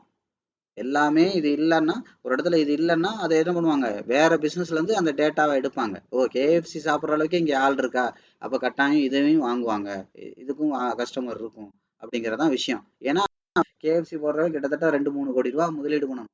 அப்போ கோடிக்கணக்கில் முதலீடு பண்ணணும். ஒரு ஏரியாவை ஸ்டடி பண்ணாம, அதான் சொல்லி அந்த பேப்பர் ஒர்க் பண்ணாம ஆரம்பிச்சிருக்க மாட்டாங்க. அப்போ என்ன அர்த்தம், ஓ இதுவே இருக்கா, அப்போ இது ஓகே, அப்போ இந்த மாதிரி எல்லாமே எடுத்து பண்ணுவாங்க. எல்லாமே எடுத்து பண்ணிட்டு அடுத்து என்ன பண்ணுவாங்க, கிரவுண்ட் ஒர்க் பண்ணுவாங்க. கிரவுண்ட் ஒர்க் அடுத்து பார்த்தீங்கன்னா கிரவுண்ட் ரியாலிட்டி அப்படிம்பாங்க. அது பிஸ்னஸ் பண்ணும்போது தான் தெரியும் கிரவுண்ட் ரியாலிட்டி. அவங்க நினைச்ச மாதிரி இருக்கா, நினைச்ச மாதிரி இல்லையா, என்ன நடக்கு, அதை அப்போ அதை கிரவுண்ட் ரியாலிட்டியை தாக்கு பிடிச்சி அதை பிஸ்னஸை நான் சொன்ன மாதிரி 2 ஸ்டேஜ் இருக்கு. அடுத்து ஒன்று நஷ்டம் இல்லாமல் நிர்வாகம் பண்ணணும், ரெண்டாவது லாபத்தை பெருக்கணும். லாபத்தை பெருக்கிட்டீங்கன்னா ஒன்ஸு, அதுக்கப்புறம் நிர்வாகன்றதும் உங்களுக்கு தெரிஞ்சிடும், கிரவுண்ட் ரியாலிட்டியும் தெரிஞ்சிடும், எல்லாத்தையுமே சமாளித்து அந்த பல்ஸை பிடிச்சிருவீங்க. அதான் அர்த்தம். ஓ இங்கே இங்கே இது பண்ணால் ஜெயிச்சிடலாம்டா அப்படிங்கிற அந்த பல்ஸை பிடிச்சிட்டிங்கன்னா அதுக்கப்புறம் உங்கள் பிஸ்னஸ் வந்து நெகட்டிவில் போகாது. அதே விஷயங்கள் தான். அப்போ அதுதான் என்னது, முதல்ல தியரி, ரெண்டாவது என்னது ப்ராக்டிக்கல், மூணாவது என்னது அதை இம்ப்ளிமெண்ட் பண்ணுறது, எக்ஸிக்யூட் பண்ணுறது. இந்த மாதிரி 3 ஸ்டேஜ் இருக்குது ட்ரேடில். முதல்ல தியரியாக உள்ளதெல்லாம் படிக்கணும், அடுத்து ப்ராக்டிக்கல் அதெல்லாம் கிளியர் பண்ணணும், அடுத்து எக்ஸிக்யூட் பண்ணணும். எக்ஸிக்யூஷன்னா என்னது, ரியலாக பண்ணணும், ரியலாக பண்ணி பணம் சம்பாதிக்கணும். அதுதான் பணம், அதுதான் அது தர்ற கான்ஃபிடென்ட் தான் கான்ஃபிடென்ட். மற்றது வந்து டெமோவில் வர்ற கான்ஃபிடென்ட் அது இதெல்லாம் ஓகே தான், அதெல்லாம் நாலேஜினால கிடைக்கிற கான்ஃபிடென்ட், புரியுதா? பணத்தினால கிடைக்கல. நாலேஜ் ஓகே என்னால் முடியும், அந்த நாலேஜும் வேணும். அதான் நான் சொல்லேன், நாலேஜ் இல்லாத ப்ராக்டிஸே பண்ணியிருக்க முடியாது. அப்போ நாலேஜும் ப்ராக்டிஸ் சேர்ந்ததுனால வந்த கான்ஃபிடென்ட். இனி போயிட்டு ரியலாக பண்ணும்போது வரும் ஒரு கான்ஃபிடென்ட். அந்த கான்ஃபிடென்ட் தான் ஒன்றாகும். நீங்கள் இந்த உங்கள் அதுதான் ரியலாக மார்க்கெட்டோட பொட்டன்ஷியலே டேஸ்ட் பண்ண வைக்கும். அதெல்லாம் நீங்கள் டேஸ்ட் பார்த்துட்டிங்கன்னா இந்த தொழிலை விட்டு நீங்கள் போகவே மாட்டீங்க. அதான் சொன்ன காலத்துக்கும் அதில் நீங்கள் ஜெயிச்சிட்டிங்க அப்படின்னா காலத்துக்கும் இந்த தொழில் வந்து உங்களுக்கு ஒரு நல்ல அடிமை, சம்பாரிச்சு கொடுத்துட்டே இருக்கும், சந்ததி சந்ததியாக ஜென்ரேஷனாக கொடுத்துட்டே இருக்கும். கரெக்டாக? ஸோ அதுதான். அது மாதிரி உங்களுக்கு எந்த அளவுக்கு வேணுமோ நீங்கள் அந்த அளவுக்கு போய் பார்க்கலாம். இப்போ பாருங்கள், இந்த 50% தாண்டி மேலே போயிடும். தெரியுதா? எப்போவுமே நீங்கள் பார்த்தீங்கன்னா தெரியும், ஒன்ஸ் மார்க்கெட் வந்து கண்ட்ரோல் ஆஃப் கிரீடை போயிடுச்சுன்னா அக்ரெசிவாக போகும். இந்த மாதிரி ஃபுல் ஃபோர்ஸில் போனால் மட்டும்தான் அந்த 50% லைன்லாம் உடைக்க முடியும். அப்போ என்ன பண்ணணும், அடுத்த 15 நிமிஷத்துக்குள்ள இதை தாண்டி வரக்கூடாது. வந்துச்சு அப்படின்னா மறுபடியும் இதை தாண்டறது கஷ்டம். அவ்வளோதான், இவ்வளோதான் மார்க்கெட்டு, இப்படி தான் இருக்கும். கொஞ்சம் கொஞ்சமாக கொஞ்சம் கொஞ்சமாக கொஞ்சம் கொஞ்சமாக இதை ரீட் பண்ணணும். இது வந்து மினிமம். அப்போ மேக்ஸிமம் என்ன பண்ணலாம், அப்போ இது எல்லாத்துலேயுமே 3 டேர்ம் இருக்கும். அப்போ மினிமம் வந்து பார்த்தீங்கன்னா இப்போ கண்ணுக்கு தெரிஞ்சு இது இருக்குது, இதை தாண்டக்கூடாது ஒன்று, இது ஷார்ட்டாக மாதிரி, இதை தாண்டிச்சுன்னா இங்கே வரைக்கும் வந்துடும். இது அடுத்து மிட்டா மாதிரி, இதை தாண்டக்கூடாது. சரி, இது குறைஞ்சபட்சம் ஓரளவு இதை தாண்டக்கூடாது, அப்படியும் தாண்டிச்சுன்னா இது அதிகபட்சம் இங்கே வரைக்கும் கூட வரலாம். இது என்னது, ஷார்ட் டேர்ம் மாதிரி, இந்த பவுண்டரி மிட்டா மாதிரி, இந்த லாங் டேர்ம் மாதிரி, இந்த 3ஐயும் தாண்டிச்சுன்னா கதை கந்தல். அப்போ என்ன பறிச்சோம், இங்கே இதுதான் ரொம்ப ஷார்ட் டேர்ம். அப்போ என்ன பண்ணலாம், இது வந்து ஒரு 25% ஓகே. இதில் 10ல் 7 தடவை இந்த இடத்த உடைக்கும், ஆனால் இந்த இடத்த 10ல் 3 தடவை தான் உடைக்கும், 5 தடவை தான் உடைக்கும். இந்த இடத்த பார்த்தீங்கன்னா 10க்கு 3 தடவை தான் உடைக்க முடியும், மிச்சம் 7 தடவை மேலே தான் போகும். அதான் விஷயம். இப்போ ஒவ்வொரு இடத்துக்கும் நான் இதெல்லாம் பழைய வீடியோவில் தெளிவாக சொல்லியிருக்கேன்.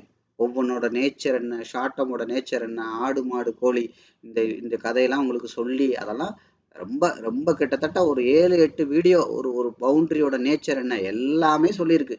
எதுவுமே நான் புதுசாக சொல்லலை. அந்தந்த இடத்துல உங்களுக்கு அதை தான் ஞாபகப்படுத்துகிறேன், அவ்வளோதான். ரியல் மார்க்கெட்டோட என்ன பண்ணுறேன், கனெக்ட் பண்ணி காட்டுறேன். கனெக்ட் பண்ணி பார்த்துட்டு நாளைக்கு மார்க்கெட்டை பாருங்கள், இது மாதிரி தான் இருக்கா அப்படின்னு நீங்கள் இதை பண்ணி பாருங்கள் அப்படின்னு நான் சொல்கிறேன். அவ்வளோதான் விஷயம். அப்போ என்ன அர்த்தம், இதை தாண்டி கீழே வந்துச்சுன்னா இங்கே வந்துடும், இதையும் தாண்டிச்சுன்னா இந்த சோர்ஸுக்கே வந்துடும். அப்போ 10க்கு 7 தடவை இதை கண்டிப்பாக மார்க்கெட் உடைக்கும். ஏன், நிறைய பேர் என்னது, இங்கேருந்து வேகமாக போகும்போது தான் குதிச்சிட்றா, கைப்பிள்ளைன்னு குதிச்சிருப்பீங்களே ரீட்டைலர். அப்போ என்ன ஆகும், பெரிய பணக்காரன் கையில் இருந்தது பெரிய ரீட்டைலர் கூட்டத்துக்கு மாறும்போது அவங்களால அந்த வெயிட்டேஜை தாங்க முடியாது, லைட்டாக இறங்கினா கூட அவன் விட்டுட்டு ஓடுவான். அப்போ நாங்கள் சல்லுன்னு இங்கே வந்துடும். அப்போ இங்கே வந்தோடனே மறுபடியும் இதுதான், இதோட 50% இங்கே தான் இருக்குது, இதுக்கு மேலே ஓவர் வேல்யூ, இதுக்கு கீழே அண்டர் வேல்யூ. மறுபடியும் பணக்காரங்க எல்லாமே இதுக்குள்ளே வருவாங்க. வர வச்சு என்ன பண்ணுவாங்க, சல்லுன்னு வேகமாக இங்கே வர வச்சு, இல்லை இதை உடச்சி கீழே வேகமாக போக வச்சு இன்னும் நிறைய வாங்கி மறுபடி ஓவரால் 50% கொண்டு வருவாங்க. இப்படி தான் நடக்கும். இதுதான் இதுதான் நடக்கும். ஆனால் வேறு வேறு பவுண்டரியில் நடத்துவாங்க. இவ்வளோதான் விஷயம். இதை புரிஞ்சுக்கிட்டிங்கன்னா ஓகே. இவ்வளவுதான். இப்ப பாருங்க, இதே தான் 5 மினிட்ஸ்க்கு வரைஞ்சோம். அதே மாதிரி தான் இப்ப நம்ம என்ன பண்றோம், உங்களுக்கு எந்த அளவுக்கு தேவையோ அந்த அளவுக்கு நீங்க மார்க்கெட்டை போய் க்ளோஸ் அப்ல வாட்ச் பண்ணிக்கணும். அவ்வளவுதான் விஷயம். அப்ப என்ன ஆகுது, 1 ஹவர். இப்போ 1 ஹவருக்கு நம்ம வரைஞ்சோம்னா என்ன இருக்கு, அதிகபட்சம் இங்க இருக்கு. அடுத்து குறைஞ்சபட்சம் எங்க இருக்கு, கண்ணுக்கு தெரிஞ்ச ஹை இங்க இருக்கு, கண்ணுக்கு தெரிஞ்ச லோ இங்க இருக்கு. கரெக்டா, லோ இங்க இருக்கு. அப்ப இதை நோக்கி மார்க்கெட் போயிட்டு இருக்கு. அப்ப அதிகபட்சம் என்ன பண்ணக்கூடாது, குறைஞ்சபட்சம் இதே நீங்க நாலா பிரிங்க. இது இடையில எல்லாம் வரைய வேணாம். இதோட 25 75 வச்சுக்கோங்க. என்ன பண்ணக்கூடாது, இந்த 25 தாண்டி கீழே வரக்கூடாது. அதான் விஷயம். இந்த 25 தாண்டி மேலே போயிருச்சுன்னா மார்க்கெட் ஷார்ட் டேர்மா மேலே இருக்கு, 50 தாண்டிச்சுன்னா மிட் டேர்மா மேலே இருக்கு. இந்த 75 தாண்டிடுச்சுன்னா லாங் டேர்மா மார்க்கெட் மேலே இருக்கு, லாங் டேர்ம்லே பை ட்ரெண்ட்ல இருக்கு அப்படின்னு அர்த்தம். புரியுதா? அதாவது என்ன அர்த்தம், 50% மேலே போயிட்டாலே ஓவர் வேல்யூ. ஓவர் வேல்யூனா அதிகபட்சம் பையரோட ஃபோர்ஸை ஃபுல்லாக யூஸ் பண்ணி தள்ளிட்டு இருக்காங்கன்னு அர்த்தம். புரியுதா? அப்போ அதிகபட்சம் பையரோட ஃபோர்ஸ் தள்ளிக்கிட்டு இருக்காங்க. அப்போ உச்சகட்ட ஃபோர்ஸை தள்ளலாம் என்ன பண்ணுவாங்க, ஒரு 10 பேர் தள்ளும் போது நீங்கள் கவனிங்க, ஒருத்தன் போய் உட்காருவான், அப்பா என்னால் முடியாதுப்பா அப்படின்னு. அப்போ என்ன ஆகும், இன்னும் 9 பேர் சேர்ந்து தள்ளணும். அதில் 2 பேர் போய் உட்காந்துருவான் டயர்டாகி. இப்போ என்ன ஆகும், 8 பேர் சேர்ந்து தள்ளணும். இப்படி சேர்ந்து தள்ள தள்ள தள்ள தள்ள என்ன ஆகும், இதுதான் அந்த வெயிட்டேஜுங்கிறது. அப்போ அந்த மொத்த காரோட வெயிட்டும் இப்போ 7 பேர் சேர்ந்து அதை தாங்கணும். அடுத்து 6 ஆகும், 5 ஆகும், 4 ஆகும். அப்போ என்ன ஆகும், 2 பேர்லாம் அதை வெயிட்டேஜை தாங்கவே முடியாது. கார் பின்னாடி பட பட படன்னு போன வேகத்திலே திரும்ப அட்லீஸ்ட் பாதி தூரத்துலையாவது ஓடியாரும். ஓடியாரும் போது உட்காரலாம் என்ன பண்ணுவோம், ஐயோ புடி புடி புடி புடின்னு போய் மறுபடியும் தாங்குவோம். அப்போ 10 அடி தள்ளி வேகமாக 5 அடிக்காவது வந்துடும். 5 அடி வந்தோடனே விட்டா போச்சுடா, இவ்வளவு கஷ்டப்பட்டது வீணா போயிடும் சொல்லி மறுபடியும் 5 அடியில இருந்து தாங்குவான். இதுதான் இந்த 50% லைன். புரியுதா நான் சொல்றது? அங்கதான், அதுதான் அண்டர் வேல்யூங்கிறது. மறுபடியும் பையர் எல்லாருமே வரமாட்டான். ஆனா என்ன பண்ணும், இதுக்கு மேல கீழே விட விட விட்டா மறுபடியும் ரொம்ப கஷ்டம் அப்படின்றதுனால வந்து தாங்கி பிடிப்பாங்க. அவன் தள்ளணும்னு தண்டுறது இல்லை, இதுக்கு மேல கீழே போகக்கூடாதுன்னு தாங்கி பிடிக்கிற. அதுதான் அக்குமுலேஷனோட ஸ்டார்டிங் பாயிண்ட். அப்ப என்ன பண்ணுவாங்க, அதுல இருந்து எவ்வளவு எவ்வளவு கீழே கீழே போகுதோ அதுக்கப்புறம் அவங்க ரியலாவே அவங்களோட எனர்ஜி யூஸ் பண்ண ஆரம்பிச்சிருப்பாங்க. அதுதான் அக்குமுலேஷன். அக்குமுலேஷன் இப்படிதான் ஆரம்பிக்கும், இப்படிதான் பணக்காரங்க வருவாங்க. இது வந்து ஒரு காரோட இத்தனை அடி பள்ளம், இத்தனை பேர் இருக்காங்கன்ற ஒரு ஸ்டோரியா சொன்னா உங்களால அந்த யதார்த்தத்தை ஈஸியா புரிஞ்சுக்க முடியும் அப்படிங்கிறதுனால என்ன சொல்றேன். அப்ப இது என்ன பண்ணக்கூடாது, இது 25 தாண்டி கீழே வரக்கூடாது, இதை 25 தாண்டி மேல இருந்தா இங்க போறதுக்கு வாய்ப்பு இருக்கு, இதை தாண்டி இங்க போகும். அப்ப இதை பவுண்டரியா எடுத்துக்கிட்டீங்கன்னா இந்த 0 to 25ங்கிறது மைக்ரோ ஷார்ட் டேர்ம், இந்த 25 to 50ங்கிறது தான் ஷார்ட் டேர்ம், குறைஞ்சபட்சம் இங்கேயாவது போகணும். அடுத்து என்ன, இது தாண்டி மேலே போகுதுங்கிறது லாங் மிட் டேர்ம், இந்த 75 to 100ங்கிறது லாங் டேர்ம். இதெல்லாம் ஏற்கனவே சொன்னதான். அப்போ இது மேலே தான் போகுதுன்னா என்ன பண்ணக்கூடாது, இந்த 25க்கு கீழே வரக்கூடாது, 25 தாண்டி மேலே இருக்கணும். அப்போ குறைஞ்சபட்சம் 25 தாண்டி மேலே இருக்கணும், அதிகபட்சம் இதை தாண்டி கீழே இருக்கக்கூடாது. நீ இது வரைக்கும் கூட இதை தாண்டி வைக்க கூட வை, இதை தாண்டி பாடி மட்டும் வச்சக்கூடாது. வச்சிங்கன்னா இந்த பவுண்டரி இன்னும் கொஞ்சம் எக்ஸ்பேண்ட் ஆயிரும். இவ்வளோதான் விஷயம். புரியுதுங்களா? ஸோ அப்போ 1 ஹவரை பொறுத்த வரைக்கும் என்ன இருக்கு, கீழே இருந்து மேலே போயிட்டு இருக்கு. அப்போ அதிகபட்சம் என்ன நடந்துட்டு இருக்கு ஆட்டோமேட்டிக்கா. இப்போ இப்போ நீங்க ஒவ்வொன்றா வரைங்க. இப்போ நீங்க ரிவர்ஸ் வரைங்க, உங்களுக்கு புரிய ஆரம்பிக்கும். இப்போ என்ன அர்த்தம், இப்போ இந்த 25க்கு வரைகிறேன், நான் 50 மட்டும் எடுத்துக்கிறேன். இந்த 25க்கு வரைகிறேன், அப்போ என்ன அர்த்தம், அப்போ இந்த பவுண்டரிக்குள்ள இந்த 25 வரைக்கும் இங்கே வந்தது இது. அப்போ இதை தாண்டி கீழே வரக்கூடாது. இப்போ என்ன பண்ணுது மார்க்கெட் வந்து, அதான் என்ன அர்த்தம், மேலே போயிட்டு இருக்கு. அப்போ மேலே போகும்போது இது ஒன்று இது ஒன்று, ரெண்டு வரைஞ்சோம் இல்லையா, இதோட இது 25, இதோட இது இங்கேருந்து கொண்டு போனது 50. அப்போ இதை தாண்டி மேலே போயிடுச்சுன்னா இங்கே கண்டிப்பாக வந்துடும். அவ்வளோதான் விஷயம். அப்போ அதுக்கு முதல்ல என்ன பண்ணணும், இதை தாண்டி மேலே இருக்கணும். இப்போ மேலே இருக்கு, கரெக்டா, ஓகே. அடுத்து ரெண்டாவது கவனிங்க. இப்போ இதே ரெண்டாவதுக்கு வரையும், அதாவது என்ன அர்த்தம், இந்த ஓவரால் பவுண்டரிக்கு வரைஞ்சி இண்டிவிஜுவல் பவுண்டரிக்கு வரைகிறோம். இண்டிவிஜுவல் எங்கே இருக்குது, இந்த 50க்கு வரைஞ்சேன். முதல்ல 25க்கு வரைஞ்சேன், 50க்கு வரைஞ்சேன். இப்போ 50க்கு வரைகிறேன், கவனிங்க.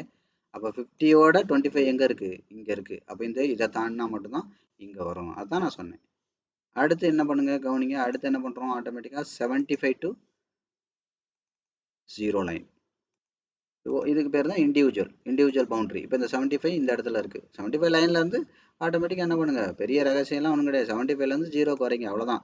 அப்போ அதோட 50 எங்கே இருக்குது, இங்கே இருக்குது. அப்போ என்ன அர்த்தம், இதை தாண்டி இது ரெண்டையும் தாண்டி மேலே போனால் தான் இந்த சோர்ஸுக்கே வர முடியும். அதாவது என்ன அர்த்தம், இதை தாண்டினா தான் 50க்கே வரும். அப்போ இது ரெண்டில் ரெண்டு ரெண்டு அஃபீஷியலாக ரெண்டு ரெசிஸ்டன்ஸ் ஸ்ட்ராங்காக எங்கே இருக்குது, ஒன்று இங்கே இருக்குது, ரெண்டாவது இங்கே இருக்குது. இப்படி ஒவ்வொன்றா வரையணும். அப்போ ஓவராலும் பார்க்க தெரியணும், இண்டிவிஜுவலும் பார்க்க தெரியணும். இது இப்போ நான் இன்றைக்கி தான் புதுசாக சொல்லி கொடுக்குறேன், இதை கவனிங்க. இது வந்து மொத்தத்துக்கும். அப்போ மொத்தத்துக்கும் 50% எங்கே இருக்குது, இங்கே இருக்குது. இப்போ நீங்கள் இதை கவனிச்சிங்கன்னா தெரியும். நான் 50% மட்டும் எடுக்கிறேன். மொத்தத்துக்கும் 50 எங்கே இருக்குது, இங்கே இருக்குது. சரி, அடுத்து என்ன பண்ணணும், இதோட 50% இங்கே இருக்குது. அப்போ 50க்கு 50 to 0. இது 2ஆ உடைச்சு வரைஞ்சா எங்க இருக்கு? இங்க இருக்கு. அப்ப இத 2ஐயும் தாண்டினா இத தாண்டினா தான் இங்க வர முடியும். இப்ப புரிஞ்சா உங்களுக்கு? அவ்வளவுதான் விஷயம். சரி. அப்ப இன்னும் கொஞ்சம் அடுத்து இன்னும் கொஞ்சம் சப்போர்ட்டிங் பவுண்டரி நம்ம என்ன பண்ணுவோம்? 75. இப்ப 75ல இருந்து இந்த 75ல இருந்து 0 வரையறேன். அப்ப என்ன பண்ணுது ஆட்டோமேட்டிக்கா? அப்ப என்ன பண்ணுவோம்? இது ரெண்டு பச்சை கலர் இருக்கா? இங்க ஒண்ணு இருக்கு, இங்க ஒண்ணு இருக்கு. இத தாண்டினா தான் இங்க போகும். அதாவது என்ன அர்த்தம்? இது பவுண்டரி. நீங்க நல்லா கவனிச்சீங்கன்னா தெரியும். எல்லா டைமுமே நான் 3 விஷயம் சொன்ன ஞாபகம் இருக்கா? ஒண்ணு தொடாம திரும்பும். அப்படின்னா என்ன அர்த்தம்? இங்க இருந்து போற மார்க்கெட்டு இது வரைக்கும் தொடும். இதை தொடாம இதை தொட்டு திரும்பும். இப்படிலாம் திரும்பும் நிறைய டைம். 10க்கு ஒரு என்ன சொல்றது? ஒரு 3 தடவை இதை தொட்டுட்டு தொடாம திரும்பும். 3வது என்ன பண்ணும் தெரியுமா? இதை போய் பாடி இங்க தொட்டுட்டு திரும்பும். 4வது என்ன பண்ணும் தெரியுமா? இதோட 75 எங்க இருக்கு? இங்க இருக்கு. இதை உடைச்சிட்டு திரும்பும். இப்படிதான் நடக்கும். அதுக்கு தான் என்ன பண்றது? மேஜர் மைனர் அப்படின்னு நம்ம சொல்லுவோம். அதாவது நான் சொன்னேன் ஓவரால் இண்டிவிஜுவல். ஓவரால்னா என்ன, இண்டிவிஜுவல்னா என்ன? பழைய வீடியோல போய் எடுத்து பாருங்க. அப்ப நான் ஓவராலுக்கு வரைஞ்சேன், இப்போ இண்டிவிஜுவலுக்கு வரைஞ்சேன். இந்த 75 டு 0க்கு வரைஞ்சேன். வரையும் போது என்ன இருக்கு? 2 50% லைன் இருக்கு. அப்ப இதுக்குள்ள இந்த பவுண்டரிக்குள்ள மார்க்கெட்டு இது தாண்டி மேலே போயிருச்சு அப்படின்னா, இந்த 25 தாண்டி மேலே போயிருச்சு அப்படின்னா, இந்த பவுண்டரிக்குள்ள கட்டாயம் போயிட்டு இதை தொட்டுட்டு திரும்பலாம், இல்லை இதுக்குள்ள போயிட்டு திரும்பலாம், இல்லை உடைச்சிட்டு திரும்பலாம். இவ்வளவுதான் மார்க்கெட்ல நடக்கும். அவ்வளவுதான் விஷயம். இப்போ இன்னும் கொஞ்சம் நுணுக்கமா மார்க்கெட் அடுத்து என்ன பண்ணுங்கிறது தெரிஞ்சிருச்சா?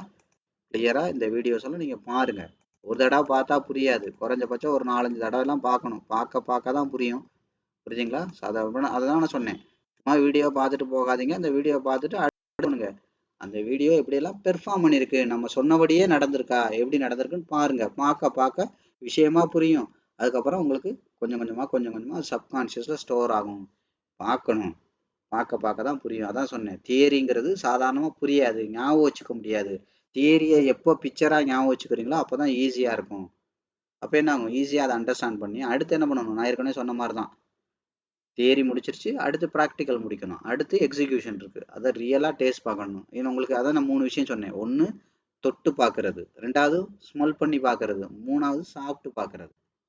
இந்த 3 விஷயமும் நீங்கள் பண்ணால் மட்டும்தான் அதை ரியல் எக்ஸ்பீரியன்ஸ் பண்ண முடியும். அதே மாதிரி தான் தொழில் எதுவாக இருந்தாலும் அப்படிதான். அதான் சொல்லுவாங்கல்ல, முதல்ல கண்ணால் பார்க்கறது. ஒரு ரிலேஷன்ஷிப் எப்படி பில்ட் ஆகும்? கண்ணால் பார்ப்போம். இப்போ அவங்களால பேச முடியல, நேராக போய் பார்க்க முடியல அப்படின்னா தான் என்ன பண்ணுவோம்? ஃபோட்டோல எல்லாம் பார்ப்போம். அப்போ முதல்ல கண்ணால் பார்க்கறது, அதுக்கப்புறம் வாயால் பேசுறது. புரியுதுங்களா? வாயால் பேசுறது. 3வது வந்து பார்த்தீங்கன்னா ஃபிசிக்கல். கையை கொடு, ஷேக் பண்ணி எப்படி இருக்கீங்க, நல்லா இருக்கீங்களா, இப்போ கட்டி பிடிச்சி நல்லா இருக்கீங்களா, முத்தம் கொடுப்பாங்க. இதெல்லாம் இப்போ நம்ம இப்போ லீவ் எங்கேயாவது ஊருக்கெல்லாம் போனால் அம்மா பார்த்தா என்ன சொல்லுவாங்க? நம்மளை கட்டி பிடிச்சி முத்தம் கொடுப்பாங்களா? நம்மளை ஃபர்ஸ்ட் டைம் பார்க்குற மாதிரி அதை தான் பார்த்துருப்பாங்க. ஆனாலும் என்ன பண்ணுவாங்க? அந்த அந்த அந்த இது நம்மளை அப்படியே கட்டி பிடிச்சி முத்தம் குடிச்சு நல்லா இருக்கியா, இருக்கியா, என்ன ஆள் மெலிஞ்சு போயிட்டேன், நம்ம நல்லா பெருத்து போனாலும் அவங்க கேட்கறது என்ன கேட்பாங்க? என்னப்பா மெலிஞ்சு போயிட்ட, சாப்பிட்றது இல்லையா அப்படின்னு கேட்குறாங்களா இல்லையா? இது இந்த மாதிரி 3 ஸ்டேஜ் இருக்கு. எல்லாத்துலேயுமே 3 ஸ்டேஜ் இருக்கு. அதாவது என்ன அர்த்தம்? கண்ணால் பார்க்கறது, 2வது கம்யூனிகேட் பண்ணுறது, 3வது ஃபிசிக்கல் எக்ஸ்பீரியன்ஸ், ஃபிசிக்கல் டச். இந்த காமெடியெல்லாம் சொல்லுவாங்க, ஃபிசிக்கல் டச் ஒன்று பண்ணிடு எல்லாமே சரியாயிரும் அப்படின்னு சொல்லுவாங்க பாருங்க காமெடியிலலாம்.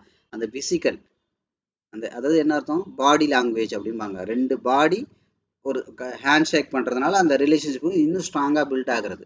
அவங்களுக்கு ஒரு நெத்தியில் முத்தம் கொடுக்கறதுனால என்ன ஆகுது? அந்த அந்த அந்த ஃபிசிக்கல் ரிலேஷன்ஷிப் வந்து இன்னும் அதிகமாகும். புரியுதுங்களா? இதான் அர்த்தம். அது மாதிரி ஒரு அம்மா இருக்காங்க, குழந்தைக்கு எதுக்கு அடிக்கடி முத்தம் எடுத்து முத்தம் கொடுத்துட்டே இருக்காங்க, அது வந்து ஒரு பிசிக்கல் லாங்குவேஜ். அப்போ இந்த மாதிரி குழந்தையோட யார் அதிகப்படியாக ஃபிசிக்கலாக நிறைய நேரம் பேசியிருக்காங்களோ, ஃபிசிக்கலாக அவங்களோட நிறைய ரிலேஷன்ஷிப்பில் இருந்திருக்காங்களோ, குழந்தை அவங்க இல்லைன்னா அழுக ஆரம்பிச்சிடும். புரியுதுங்களா? இதெல்லாம் சாதாரண விஷயம் கிடையாது. நான் உங்களுக்கு எளிமையாக சொல்கிறேன். இந்த மாதிரி பிஸ்னஸில் 3 விஷயம் இருக்குது, ரிலேஷன்ஷிப்பில் 3 விஷயம் இருக்குது, எல்லாத்துலேயும் 3 விஷயம் இருக்குது அப்படின்னு. ஆனால் நீ ரொம்ப டீப்பாக திங்க் பண்ணி பார்த்தீங்கன்னா தெரியும், குழந்தை அழுகும். அப்போ குழந்தைக்கு பாருங்கள், குழந்தைகிட்ட போய் யாரும் வாயால் பேசியிருக்க மாட்டாங்க, கண்ணால் பேசியிருக்க மாட்டாங்க. ஆனால் ரொம்ப ப்ரைமரி அது. குழந்தைக்கு கண்ணால் பார்க்குறவங்களாம் ஞாபகம் இருக்காது, ஏன்னா அதோட பிரெயினே அவ்வளோதான். அதுக்கப்புறம் யார்கிட்ட போயிட்டு கண்ட கண்ட கதையெல்லாம் சொல்லுவாங்க. நீங்கள் குழந்தை பிறந்தவொடனே பார்த்தீங்கன்னா தெரிஞ்சிருக்கும். அப்படியே இவங்க அப்பனை மாதிரியே திருட்டு முடி இப்படி எல்லாம் சொல்லுவானுங்க. இவன் சொல்லும் போதே திருடன்னு தான் சொல்லுவான். அது எப்படி விளங்காது? அப்படியே திருட்டு முடி, இவங்க ஐயா மாதிரியே திருட்டு கலை அப்படியே இருக்கு. சொல்லும் போதே ஒரு நல்ல வார்த்தை சொல்ல மாட்டாங்க. அங்க இருந்து இதை சொல்றதுக்கு மேல மெனக்கட்டு வருவாங்க. புரியுதா? சொல்லும் போதே நீ ஒரு கலெக்டரா வருவடா, நீ ஒரு பெரிய தொழிலதிபரா வருவடா, நீ தமிழ்நாட்டோட முதலமைச்சரா வருவடான்னு சொன்னா அவன் வார்டு கவுன்சிலரா தான் ஆவான். சொல்லும் போதே இவன் முகத்துல அப்படியே அவங்க ஐயா மாதிரியே அவ்வளவு திருட்டு கலையில இருக்கான் அப்படின்னு. சொல்லும் போதே இவங்க ஐயா மாதிரியே இவன் 4 பொண்டாட்டி கட்டுவான், 3 பொண்டாட்டி கட்டுவான். பாலை பார்த்தாலே தெரியுது எவ்வளவு. இதை சொல்றதுக்கா பஸ் பிடிச்சு வருவாங்க 10 பேர். புரியுதா நான் சொல்றது? அப்ப அந்த மாதிரி, அப்ப அந்த குழந்தை யாரெல்லாம் என்ன சொல்றாங்க அதெல்லாம் ஏன்னா அதான் சொல்ல அந்த பொட்டன்ஷியலே இல்லை அதுக்கு. யாரெல்லாம் எவ்வளவு நேரம் அதெல்லாம் குழந்தை கவனிக்காது. ஆனா யார் ரொம்ப பிசிக்கலா நிறைய நேரம் யார் அந்த குழந்தைய தூக்கி வச்சிருக்காங்களோ அவங்க இல்லைன்னா அந்த குழந்தை வந்து ஒரு அன்கம்ஃபர்டபுளா ஃபீல் பண்ணும், தனிமையில இருக்கிற மாதிரி உணர ஆரம்பிச்சிடும். அதனாலதான் சொன்னேன் இதுல ரொம்ப முக்கியமானது எது, பிசிக்கல் டச் தான். என்ன சொல்றது, பிசிக்கல் பாடி லாங்குவேஜ் தான் குழந்தைக்கே. அப்ப அப்ப புரியுதா விஷயம்? அந்த எக்ஸ்ட்ரீம் என்னவோ அதை தான் அதிகபட்சம். அது என்ன இருக்கும், மனசு நம்ப ஆரம்பிக்கும். அதை அது சப்கான்சியஸில் ஸ்டோர் ஆகும். பேசுறது குழந்தைக்கு ஸ்டோர் ஆகாது, பார்க்கறது ஸ்டோர் ஆகாது. ஆனால் அந்த உணர்வு ஃபிசிக்கலாக யார் நம்மளை நம்ப நேரம் வச்சிருக்கா அது குழந்தையோட சப்கான்சியஸில் குழந்தையா இருக்கும் போதே ஸ்டோர் ஆகுது. அப்படின்னா பாருங்க எவ்வளோ விஷயம். அதே மாதிரி தான் ட்ரேடில் நீங்கள் கேட்குறதெல்லாம் ம் மனசு ஓரளவுக்கு தான் நம்பும். அதெல்லாம் முடியாது முடியாது, செல்லாது செல்லாதுன்னு சொல்கிற மாதிரி தான். அடுத்து நீங்கள் பார்க்குறதெல்லாம் ப்ராக்டிஸ் பண்ணி பார்க்குறதெல்லாம் நம்பாது மனசு, சப்கான்ஷியஸ். அதெல்லாம் முடியாது முடியாது. நீங்கள் எதை உணர்றீங்களோ, எதை எக்ஸ்பீரியன்ஸ் பண்ணி ரியலாக, அதான் நான் சொன்னேன் 100 டெமோட்ரேட் பண்ணுவோம், மனசு நம்பாது. நிறைய சொல்லி கொடுப்போம், நாலேஜ் நிறைய கொடுப்போம், அதெல்லாம் மனசு நம்பாது. நீங்கள் சொந்தமாக என்னைக்கு 1 ரூபா சம்பாதிக்கிறீங்களோ அன்னைக்கு தான் உங்கள் சப்கான்ஷியஸ் நம்ப ஆரம்பிக்கும். ஓ லாபம். அதான் நான் அடிக்கடி சொல்லுவேன், நீங்க 1 ரூபா சம்பாதிக்கிறீங்களா 1 கோடி சம்பாதிக்கலாம்னு மனசு பார்க்காது, சப்கான்ஷியஸுக்கு தெரியாது. 1 ரூபாயும் அதுக்கு ஒண்ணுதான், 1 கோடியும் ஒண்ணுதான் சப்கான்ஷியஸுக்கு. அதனாலதான் சொல்றது பிரபஞ்சம் எதை கேட்டாலும் கொடுக்கும். நீங்க ஏன் இதை 1 கோடின்னு பாக்குறீங்கன்னு அடிக்கடி சொல்லியிருப்பேன். கார் வேணுமா, காரை பிராண்டை சொல்லி பேரை சொல்லி கேளுங்க, அது எவ்வளவு பெரிய காரா இருந்தாலும் பரவாயில்ல. நீங்க இது பெரிய காரு 2 கோடி ரூபா, இது சின்ன கார் 2 லட்சம் ரூபாய், இது கிடைச்சிரும் அது கிடைக்காது நீங்க நினைக்காதீங்க. அது கொடுக்க போறவரோட பிரச்சனை, அது உங்களோட பிரச்சனை கிடையாது. புரியுதா? அப்ப சப்கான்சியஸ் எதை பார்க்கும் அப்படின்னா, இது பெருசா சிறுசான்னு பார்க்காது. அது என்ன ஆகும், இது 1 ரூபா லாபமா 1 கோடி லாபமான்னு பார்க்காது, லாபமா நஷ்டமா இதை தான் பார்க்கும். அப்போ நீங்க உங்க சப்கான்சியஸுக்கு நீங்க இந்த தொழிலை பண்ணி அடிக்கடி நஷ்டம் நஷ்டம் நஷ்டம் நஷ்டம்னு நீங்க ஸ்டோர் பண்ணீங்கன்னா அது ஆணித்தனமா நம்ப ஆரம்பிச்சிடும். இனிமே லாபமே சம்பாதிக்க நீ முடியாதுன்றத ஆணித்தனமா நம்ப ஆரம்பிச்சிடும். அதனாலதான் பாருங்க இது எத்தனை மணி நேரம் என்னது செவிடங்காதுல சங்கு ஊதணும்னு சொல்லுவாங்கல்ல, அந்த மாதிரி எத்தனை நேரம் எத்தனை வீடியோ போட்டாலும் நீங்க சப்கான்சியஸே, அதாவது என்ன, நீங்க லாஸுக்கு அடிக்ட் ஆனவங்க என்ன சொன்னாலும் அவங்களுக்கு காதுல ஏறாது. ஏன், அவங்க அடி மனசுலயே இது லாபம் சம்பாதிக்க முடியாதுன்னு நம்பிட்டாங்க. அவங்க சப்கான்சியஸே நம்ப ஆரம்பிச்சிருச்சு. ஆட்டோமேட்டிக்கா என்ன ஆகும், அது அதான் சொன்னேன், சப்கான்சியஸே ஒன்ஸ் நம்ப ஆரம்பிச்சிருச்சுன்னா எத்தனை பேர் எத்தனை ட்ரேடு உங்க கண்ணு மூடி லாபம் எடுத்தாலும் உங்களால நம்ப முடியாது. அதனால தான் சொன்னேன் இதை விட்டுட்டு தூரமா போயிருங்க. அடிக்ட் ஆயிட்டீங்கன்னா நாளைக்கு நல்ல விஷயம் கிடைச்சா கூட உங்களால பயன்படுத்த முடியாது அப்படின்னு நான் சொல்றது அதுக்கு தான். எடுத்த உடனே தப்பா பண்ணாதீங்கயா, இதை வச்சு உள்ளதை பண்ணாதீங்க, வேண்டாம் வேண்டாம் வேண்டாம்னு சொல்றது அதுக்கு தான். தெரிஞ்ச வரைக்கும் போதும். அப்ப என்ன பண்ணுங்க, அடுத்த விஷயம் வந்து இன்னும் தெளிவா பண்ணிருங்க. அதை தப்பு தப்பா பண்ணீங்கன்னா சப்கான்சியஸ் தெரிஞ்ச வரைக்கும் உள்ளதையே நம்பாது. அப்ப இன்னும் தப்பா பண்ணீங்கன்னா சுத்தமா நம்பாது. நாளைக்கு இந்த இண்டஸ்ட்ரி உங்களுக்கு என்ன ஆகும், நஷ்டத்துல அடிக்ட் பண்ணி வச்சிருச்சு அப்படின்னா, யானையை குட்டியா இருக்கும் போதே சங்கிலி போட்டு கட்டிட்டா பெருசாகும் போது சும்மா ஒரு கயரை போட்டு, சின்ன கயரை போட்டு கட்டினாலும் யானை வந்து சப்கான்சியஸ்ல நம்ம இதுல இருந்து தப்பிக்க முடியாது நம்பிருச்சுன்னா, நீங்க சும்மா யானை கையில பக்கத்துல ஒரு விசிறிய வச்சா கூட என்ன ஆகும், யானை வந்து நம்மளால தப்பிக்க முடியாதுன்னு உறுதியா நம்பிரும். அப்ப யானையோட பலம் யானைக்கே தெரியாதுன்னு சொல்லுவாங்க. அதே மாதிரிதான் சப்கான்சியஸ்ல உங்களுக்கு இந்த விஷயம் எல்லாம் நெகட்டிவா ஸ்டோர் ஆயிடுச்சு அப்படின்னா, என்ன நீங்க தலைகீழா நின்னாலும் மறுபடியும் அதை உடைச்சு மறுபடியும் வரவே வராது. அதனால சொல்றேன், யாராலையும் வர வைக்க முடியாது. அதனாலதான் சொன்னேன் இதை தாண்டி நீங்க கொஞ்சம் தூரமா விலகி ஓடிருங்க, இல்லாட்டி முழுசா வந்து கத்துக்கங்க. உங்க சப்கான்சியஸே நம்புற அளவுக்கு இங்கான விஷயங்கள் இருக்கு, உங்களால ப்ராஃபிட் எடுக்க வைக்க முடியும். இது தொழில்தான், நான் ப்ரூவ் பண்ணி காட்டுறேன், உங்களை நான் நம்ப வைக்கிறேன், உங்க சப்கான்சியஸுக்கு நான் ப்ரூவ் பண்றேன் அப்படிங்கிற சேலஞ்சு தான் நான் எடுக்கிற சேலஞ்ச். ஒண்ணு இதுக்கு வாங்க, அப்படி இல்லைன்னா இதை விட்டு தூரமா போயிருங்க அப்படின்னு சொல்றதுதான் விஷயம். புரியுதா? இப்போ எதுக்கு தலைகீழ அடிச்சுக்கிறேன்னு, இது இல்லாம நீங்க போயிட்டு ஏதோ ஒண்ணு பண்றேன் ஏதோ ஒண்ணு பண்றேன் ஏதோ ஒண்ணு பண்றேன் லாபத்துக்கு அடிக்ட் ஆகாம நஷ்டத்தை உங்க சப்கான்சியஸுக்கு நிறைய ஃபீட்பேக் அனுப்பிச்சுட்டே இருந்தீங்கன்னா சப்கான்சியஸ் என்ன ஆகும், இது முடியவே முடியாது நம்பும். அதுக்கப்புறம் நீங்க என்னத்தை முக்குனாலும் அவ்வளவுதான், ஒன்றும் பண்றதுக்கு இல்லை. அதனாலதான் சொன்னேன் நஷ்டத்துக்கு அடிக்ட் ஆயிடாதீங்க. அதுக்கப்புறம் இன்னொரு விஷயம் என்ன தெரியுமா, அடிக்ட் ஆயிருச்சு இதுல லாபம் தான் வர, லாபம் எடுக்கிறதுக்கு வாய்ப்பே இல்லைன்னு நம்புவீங்க, ஆனாலும் இதை விட்டுட்டும் போக மாட்டீங்க. அதான் பிரச்சனையே, பிரச்சனையே அதான்.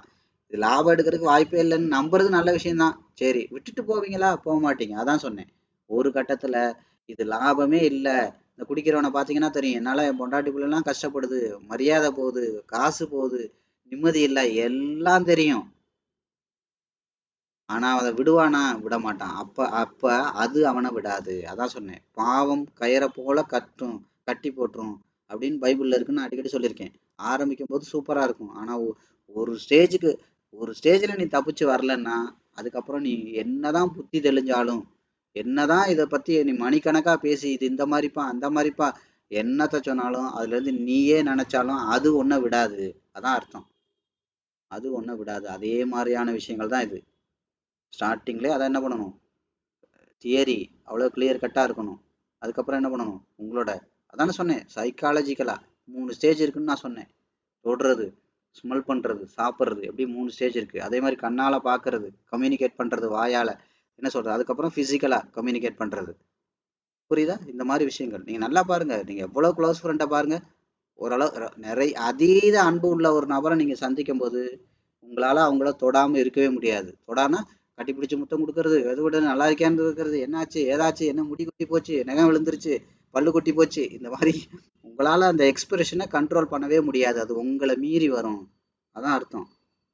வடிவேல் சொல்ற மாதிரி இப்படி பேசிக்கிட்டே இருந்தா இப்படி அடிச்சு காட்டு அப்படிங்கிற மாதிரி அந்த ரிலேஷன்ஷிப் பில்ட் ஆக அது அடுத்தடுத்த ஸ்டேஜுக்கு போயிட்டே இருக்கும். அப்ப என்ன அர்த்தம்?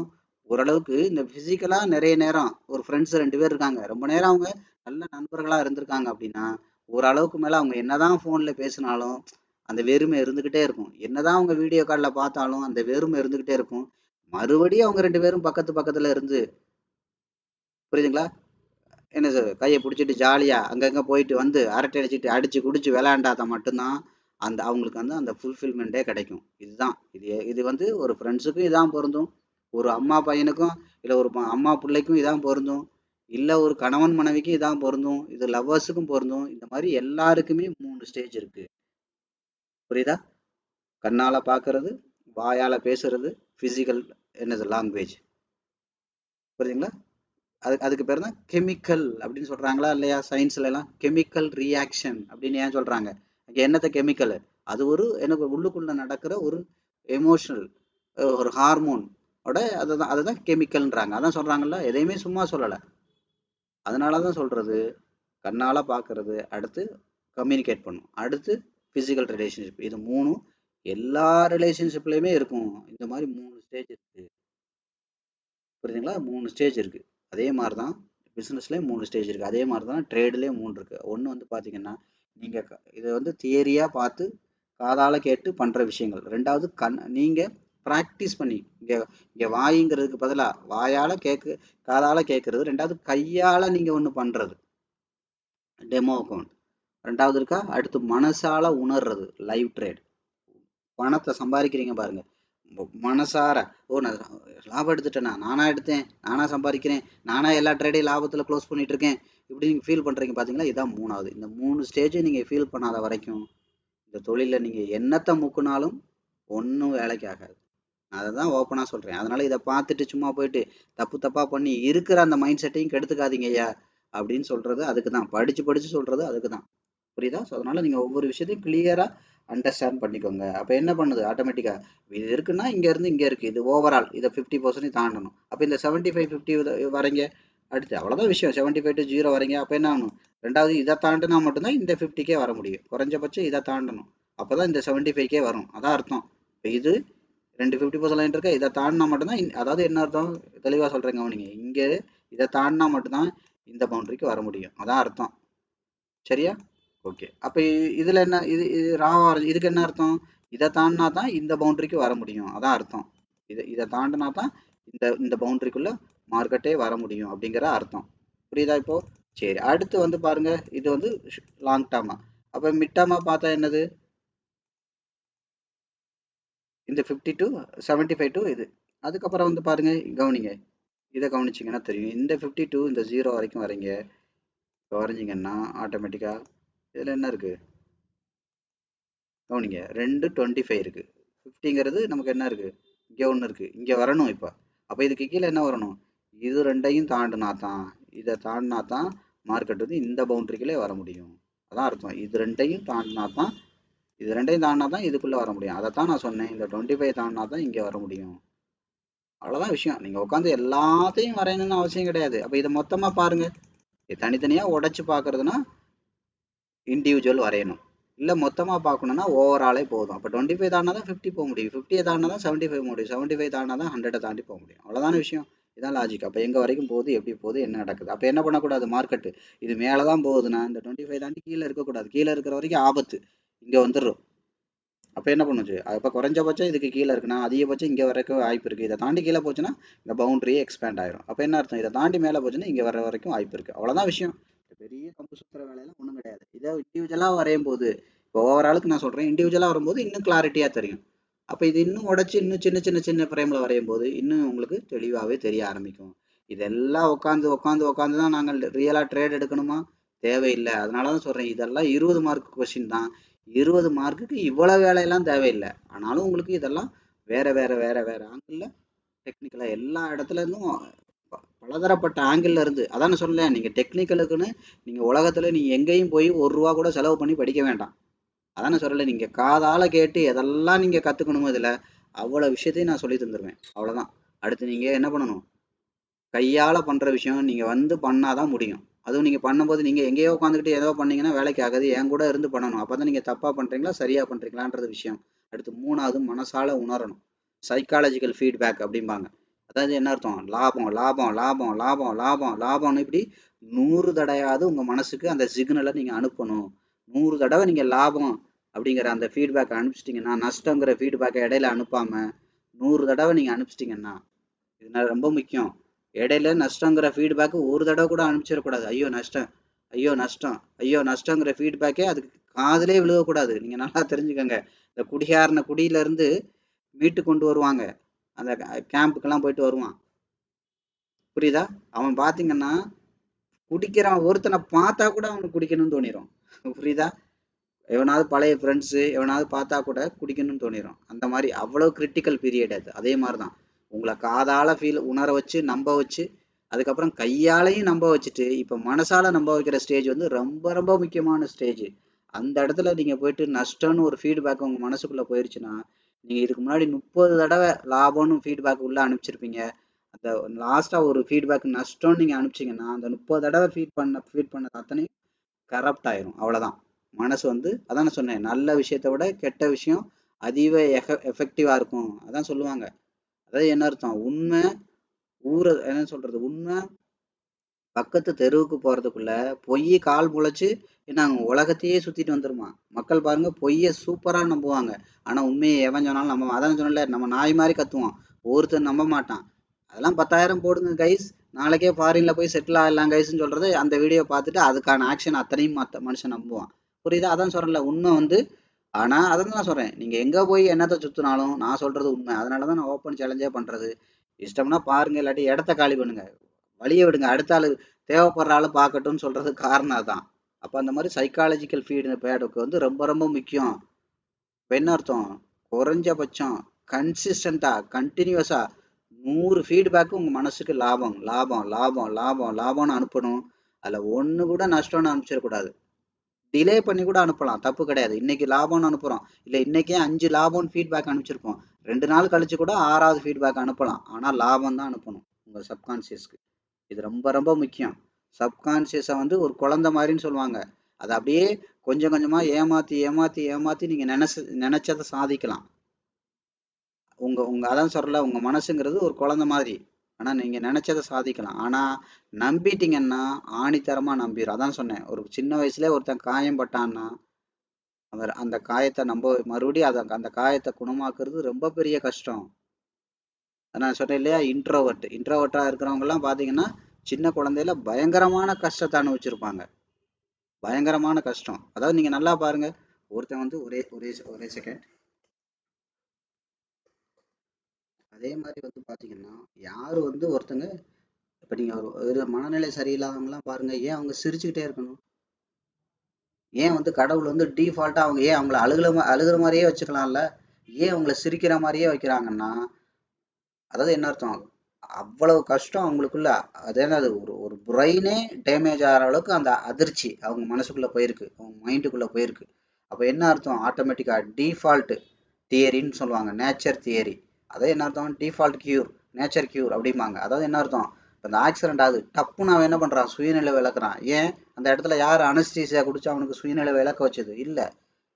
ஓரளவுக்கு மேல பாடியில பெயின் அட்டாக் ஆயிருச்சுன்னா கடவுளே பார்த்து என்ன பண்ணுவாங்க, நேச்சுரலாவே அது கோமாக்கு போக வச்சிருவாங்க. பிரெயின் அனஸ்தீசியா என்னது, சுயநினைவு இழக்க வச்சிருவாங்க. அதுக்கப்புறம் அவன் எந்திரிச்சு அந்த ட்ரீட்மெண்ட்லாம் பாருன்னு அதுக்கப்புறம் உயிர் போற மாதிரி வலிக்கும்பாங்க. அது வேற விஷயம். புரியுதா? அப்ப நேச்சரா இம்மீடியட்டா நடக்கும். அப்போ ஒரு அளவுக்கு அதிகமா அதிர்ச்சியை தாங்கினவன் பாருங்க, எப்பவுமே சிரிக்கிற அளவுக்கு கடவுளே அவனை அப்படி மாத்தி வச்சிருவாரு. நம்ம அவனை என்ன சொல்றோம், பைத்தியங்கிறோம். புரியுதா? ஆனா உண்மை என்ன, அவனுக்கு டிஃபால்ட்டா ஏதோ ஒரு இன்சிடென்ட் ஹெவியா அவனை, அதாவது என்ன அர்த்தம், பிரெயினே கொலாப்ஸ் ஆகிற அளவுக்கு அந்த அதிர்ச்சியா அவனுக்கு நடந்திருக்கு. அதான் விஷயம். அது சின்ன விஷயமா கூட இருக்கும். அதை எந்த அளவுக்கு அவங்க சப்கான்சியஸ் நம்புறங்கிறத பொறுத்து அதோட அதிர்வலைகள் அப்படிம்பாங்க, வைப்ரேஷன். அந்த அளவுக்கு என்ன ஆகும், அவனுக்கு அதிர்ச்சி ஆயிடுச்சு. அப்ப அதோட ஆப்போசிட் டைரக்ஷன் என்ன, கடவுளே பார்த்து அவனை எப்ப பார்த்தாலும் சிரிக்க வச்சுக்கிட்டே இருக்காரு. அதான் அர்த்தம். இல்லைன்னா என்ன ஆகும், அவனோட இது இன்னும் இன்னும் கிரிட்டிக்கலா போயிடும். அதனாலதான் பாருங்க, நீங்க மனநிலை சரியில்லாதவங்க எல்லாம் எப்ப பார்த்தாலும் சிரிச்சுக்கிட்டே இருப்பாங்க. காரணம் என்ன தெரியுமா, அவ்வளவு உள்ளுக்குள்ள அவ்வளவு அதிர்ச்சி இருக்கு, அவ்வளவு அவ்வளவு சோகம் இருக்கு. அதான் விஷயம். அதே மாதிரிதான் இன்ட்ரோவர்ட் எல்லாம், என்ன இன்ட்ரோவர்ட்டா ஒருத்தவங்க மாறிடுறாங்கன்னா அவங்க என்ன அர்த்தம், இன்ட்ரோவர்ட்னா என்னது, அவங்க ரொம்ப கூச்ச சுபாவமா இருப்பாங்க. இன்னும் இன்னும் தெளிவா சொல்லணும்னா அவங்க அவங்க ஒரு தனிமை விரும்பி, தனிமை தான் அவங்களுக்கு ரொம்ப பிடிக்கும். புரியுதா? தனிமை தான் ரொம்ப பிடிக்கும். அதான் விஜயோட ஒரு இன்டர்வியூக்கு நான் கேட்டிருக்கேன். அதாவது இங்கேருந்து அமெரிக்கா வரான். அமெரிக்கா போயிட்டு, அமெரிக்காலாம் போய் என்ன பண்ணுவீங்கன்னு கேட்டா ஒன்றும் பண்ண மாட்டாராம். ஒரு நல்ல பெரிய ஹோட்டல்ல ரூம் போட்டு, அந்த ரூம் போட்டுட்டு அந்த ஹோட்டலோட ஜன்னலை நல்லா திறந்து விட்டுட்டு, ஸ்க்ரீன் எல்லாம் திறந்து விட்டுட்டு ஆட்டோமேட்டிக்காக அங்கே உட்காந்து வெளியில வேடிக்கை பார்த்துக்கிட்டே இருப்பாராம். இது மட்டும்தான் பண்ணுவீங்களா அப்படின்னு, 30 நாள் இருக்கீங்களே, 20 நாள் இருக்கீங்க, 10 நாள் இருக்கீங்க, 15 நாள் இருக்கீங்கன்னா, இல்லை இல்லை, அந்த 10 நாளும் நான் அதை தான் பண்ணுவேன் அப்படிங்கிறாரு.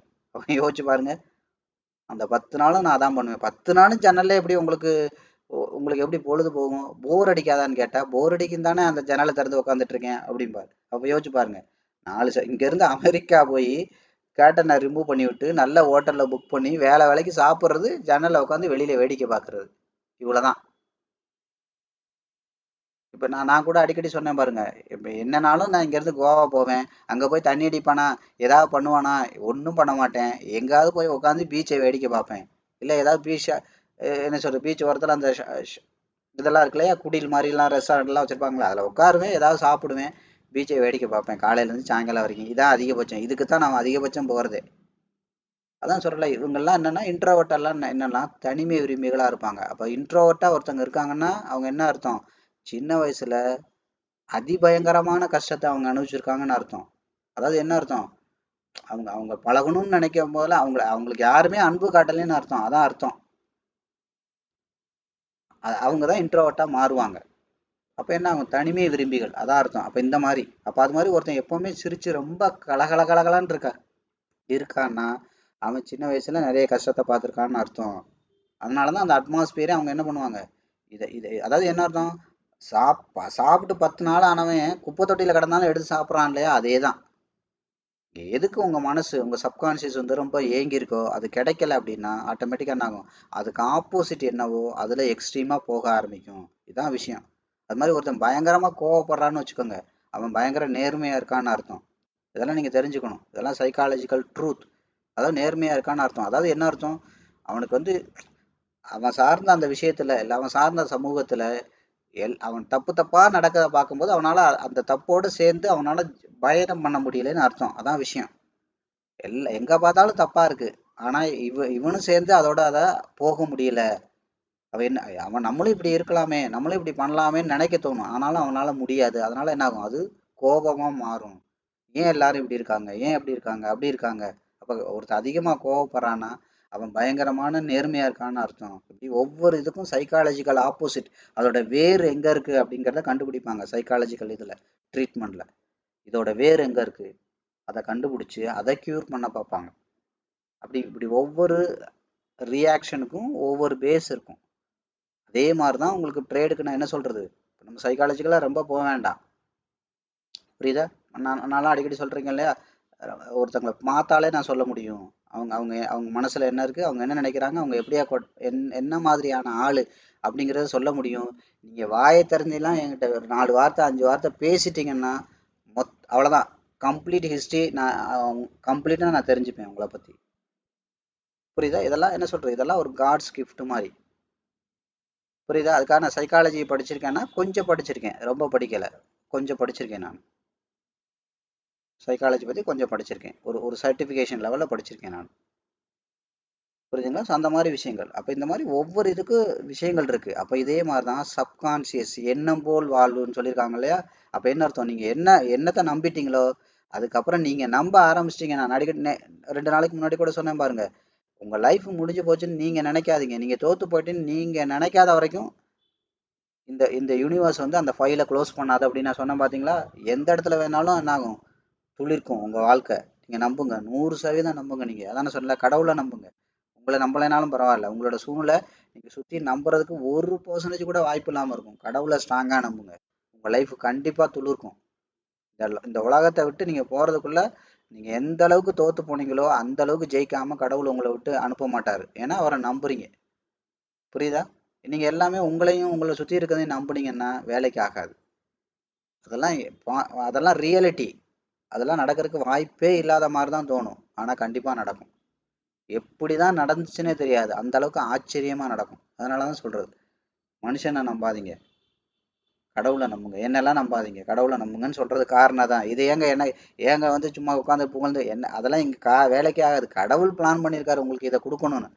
நான் ஒரு மைக்கு மாதிரி, அதான் நான் அடிக்கடி நினைப்பேன், நான் ஒரு மைக்கு. மைக்கு இவர் பேசுனது காரணம் நான் தான் ஏத்துக்க முடியுமா மைக்கு? நான் இல்லைன்னா இந்த மைக்கை தூக்கி போட்டு வேற மைக்கை கொண்டு வாங்கடான்னு பேசுறவர் பேசிட்டு போயிட்டே இருப்பாரு. அதே மாதிரியான விஷயங்கள் தான். இவ்வளவு விஷயங்கள் உங்க லைஃப்ல கிடைக்குதுன்னா நான் ஒரு என்னது ஒரு இன்ஸ்ட்ருமெண்ட், அவ்வளவுதான். நான் இல்லைன்னாலும் அவர் உங்களை பிளஸ் பண்ணணும்னு முடிவு பண்ணிட்டாருன்னா எந்த ரூபத்திலையும் பிளஸ் பண்ணுவார். இதான் விஷயம். அதனாலதான் சொல்றது, கடவுளை நம்புங்க, மனுஷனை நம்பாதீங்க. என்னது, மனுஷனை நம்புனீங்கன்னா நடுத்தருவுல தான் நிக்கணும்ன்ற மாதிரி, நடுத்தருவுல தான் நிக்கணும். ஏன்னா அதான் நான் சொன்னேன்ல, உங்களை சுத்தி இருக்கிற 10ல் 9 பேரு நீங்க மேல வரக்கூடாதுன்னு தான் நினைப்பாங்க. ஏதோ ஒருத்தன் உண்மையிலே இவங்க நல்லா வந்துரும்னு நினைக்கிற ஒருத்தர் இருப்பாங்க, 2 பேர் இருப்பாங்க. அது மேபி அது என்ன ஆகும், உங்க பொண்டாட்டி பிள்ளையா இருக்கும், இல்ல அப்பா அம்மாவில இருக்கும், அவ்வளவுதான். புரியுதுங்களா? மத்ததெல்லாம் ரொம்ப கம்மி. அண்ணன் தம்பி இவங்கெல்லாம் இருக்க மாட்டாங்கன்னு கிடையாது, ரொம்ப கம்மியா தான் இருப்பாங்க. அது அதிகபட்சம் வாய்ப்பு குறைவு. அப்ப நீங்க 10ல் 9 பேரு நீங்க இதை விட பெட்டரா இருக்கிறத விட இன்னும் மோசமா போனா அவனுக்கு நல்லது. உட்காந்துட்டு வாழ்க்கை ஆயுசுக்கும் அட்வைஸ் பண்ணிக்கிட்டே இருக்கலாம். ஆயுசுக்கு நீங்க அவன்கிட்ட கடன் கேட்கற வரைக்கும் அவனுக்கு என்னது, ஓ நம்ம நல்லா இருக்கோன்ற அந்த இதை அவங்க தேடிட்டே இருக்கலாம். இந்த மாதிரிதான் 10ல் 9 பேரு, அதாவது என்ன பண்ணுவாங்க, நல்லா இருக்கணும் அப்படின்னு சொல்லுவாங்க. ஆனா கட்டாயம் அவங்க அது என்ன ரியலா அவங்களால ஏத்துக்க முடியாது. நீங்க நல்லா இருந்தா அவங்களால ஜீரணிக்க முடியாது. 10ல் 9 பேரு அதுல ரொம்ப, அதான் சொல்ல, உங்களுக்கு நல்லா தெரிஞ்ச 10ல் 9 பேர் நீங்க நல்லா வரக்கூடாதுன்னு தான் நினைப்பாங்க. அதனாலதான் சொல்றது, மனுஷனை நம்பாதீங்க. உங்களோட இது எல்லாத்த பத்தியும் அவன்கிட்ட டிஸ்கஸ் பண்ணாதீங்க. எதை பண்ணாலும் சீக்கிரட்டா மெயின்டைன் பண்ணுங்க. சக்சஸ் பண்ணுங்க. சக்சஸ் பண்ணா தன்னை போல தெரிஞ்சிடும். அதான் நான் சொன்னேன், செடியா இருக்கும் போதே பாத்தியா நான் ஒரு செடி வளர்க்குறேன்னு காட்டாதீங்க. நீங்க இல்லாத நேரம் அவன் சுடுதண்ணியை ஊத்திட்டு போயிடுவான் அதுல. புரியுதா? மரமானதுக்கு அப்புறம் அவங்களுக்கே தெரியும். தெரிஞ்சதுக்கு அப்புறம் அவங்க பார்த்துக்கட்டும். எங்கேயும் போய் உங்களை பத்தி நீங்க பேசிட்டு இருக்காதீங்க. உங்களை பத்தி நீங்க பேசக்கூடாது. உங்களை உங்களை பத்தின எல்லாமே அடுத்தவங்க பேச ஆரம்பிக்கணும்.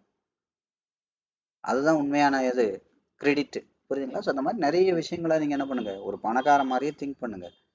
புரியுதா? பணக்காரன் ஸ்டாண்டர்ட்ல இருங்க, கடவுளை நம்புங்க, தன்னை போல எல்லாமே நடக்கும்.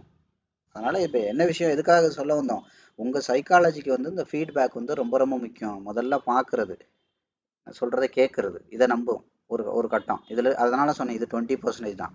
அதுக்கப்புறம் என்னது, நீங்க பண்ணி பார்க்கணும், நம்பும். அது ஒரு 30% வச்சுக்கலாம், 50%.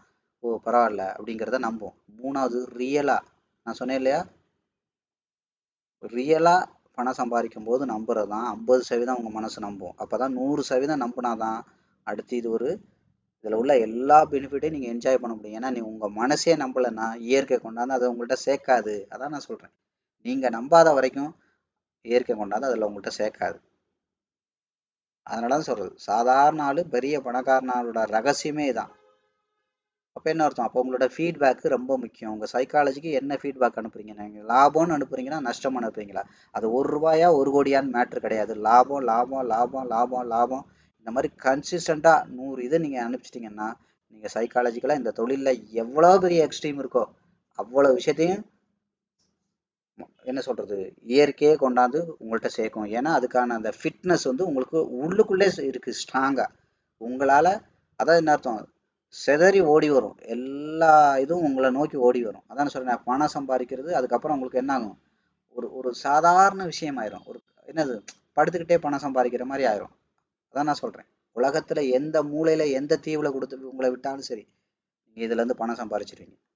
அந்த மாதிரி பணத்தை குறித்த கவலையே போயிடும் உங்களை விட்டு. இதெல்லாம் என்ன பண்ணணும், இந்த சைக்காலஜிக்கல் ஃபிட்னஸ் வர்ற வரைக்கும் இங்கே இருக்கணும். அதுக்கு தான் சொல்கிறது, வாங்க வாங்க, இது இது வந்து பார்த்து வர்ற விஷயம் கிடையாது. வெளியில் உள்ளவங்களாம் உங்களை இந்த மாதிரி அவங்க பண்ணுறதே இல்லாமல் பொழப்புக்கு பண்ணிகிட்டு இருக்கான், புரியுதா, ஏதோ ஒன்று பண்ணிகிட்டு இருக்கான். அதாவது என்ன அர்த்தம், அந்த வேரே சரி பண்ணணும், வேர்லேருந்து உங்களை சரி பண்ணணும். அதாவது என்ன அர்த்தம், உங்களோட ஜீன், அந்த ஜீனையே பணக்கார மாதிரி மாற்றணும். அப்போ என்ன பண்ணணும், அதை நீங்கள் நம்பாத வரைக்கும் அது நடக்காது. அப்போ நீங்கள் நம்புகிற வரைக்கும் அந்த ட்ரீட்மெண்ட் இருக்கணும். ட்ரீட்மெண்ட்னா இங்கே ட்ரீட்மெண்ட் கிடையாது, இந்த ட்ரைனிங். நம்மளை பொறுத்த வரைக்கும் இங்கே ட்ரைனிங் இருக்கும். அந்த நம்புற வரைக்கும் அந்த ஸ்டேஜ் வரைக்கும் ட்ரைனிங் இருக்கும். அதனால தான் என்னோட ட்ரைனிங் வர்றவங்களுக்குலாம் நான் சொல்கிறது, நீங்கள் எங்கேயும் போட்டு எதையும் போட்டு திங்க் பண்ணாதீங்க. நான் என்ன சொல்கிறேனோ சொல்கிறத கரெக்டாக செய்யுங்க. கூட்டியும் செய்ய வேணாம், குறைச்சும் செய்ய வேணாம். தன்னை போல் எல்லாமே நடக்கும். ஏன்னா நான் ரிசல்ட்டை பார்த்தாலு, பல பேருக்கு ரிசல்ட்டை கொடுத்தாலு, அப்போ கொடுத்த ஆள் சொல்கிறது அதாவது என்ன அர்த்தம், ட்ரீட்மெண்ட்டுக்கு போனால் டாக்டர் என்ன சொல்கிறாரோ, ட்ரீட்மெண்ட்டுக்கு வேணாம், முடி வெட்ட போனாலும் அண்ணன் கொஞ்சம் குனிங்கன்னா குனியணும், இல்லை நான் நிமிர்ந்தா இருப்பேன் அப்படின்னா அவன் காதை வெட்டிட்டு போயிடுவான். புரியுதா, நஷ்டம் உங்களுக்கு தான். அப்படிங்கிறப்போ ஒரு இடத்துக்கு போயிட்டோம்னா விஷயம் தெரிஞ்சவங்க என்ன சொல்கிறாங்களோ அதை கேட்கணும். புரியுதா, அது கேட்காம நான் ஏன் குனியணும், நான் ஏன் நிட்டணும், இந்த மாத்திரையை போட்டு 2 நாள் கழிச்சு வாங்க பார்த்துக்குறோம் சொன்னால் நான் சாப்பிட்டேன்னு நினச்சிக்கோங்க, நான் ஏன் மாத்திரை எதண்டாவாதம் பேசிக்கிட்டு இருந்தீங்கன்னா விரட்டி விட்டுருவான். இதான் விஷயம், புரியுதா. அதனால ஒவ்வொரு விஷயத்தையும் நீங்கள் ரொம்ப நுணுக்கமாக கவனிங்க.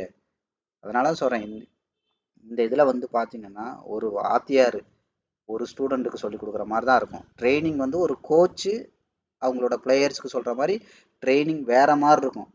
புரியுதா, இங்கே பேசுகிற மாதிரி எல்லாம் இருக்காது. இங்கே இஷ்டனா பண்ணு, இல்லாட்டி இடத்த காலி பண்ணுங்கிற மாதிரி தான் ட்ரைனிங் எல்லாம் இருக்கும். ஏன், அது வேற, டோட்டலி வேற. நீங்கள் சரியாக பண்ணணும், அவ்வளோதான் விஷயம். என்ன, சரியாக பண்ணணும். அங்கே வந்துட்டு எந்த சாக்கு போக்குன்னு சொல்லக்கூடாது, காரணம்லாம் சொல்லிட்டு இருக்கக்கூடாது.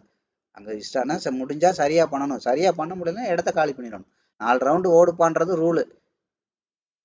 இல்லைங்க என்னால் 4லாம் ஓட முடியலன்னா என்ன பண்ணுவார், அப்போ நீ வீட்டில் போய் உட்காருப்பா அப்படின்னு தானே சொல்ல முடியும். ஒரு கோச் அதானே பண்ண முடியும் அதிகபட்சம்.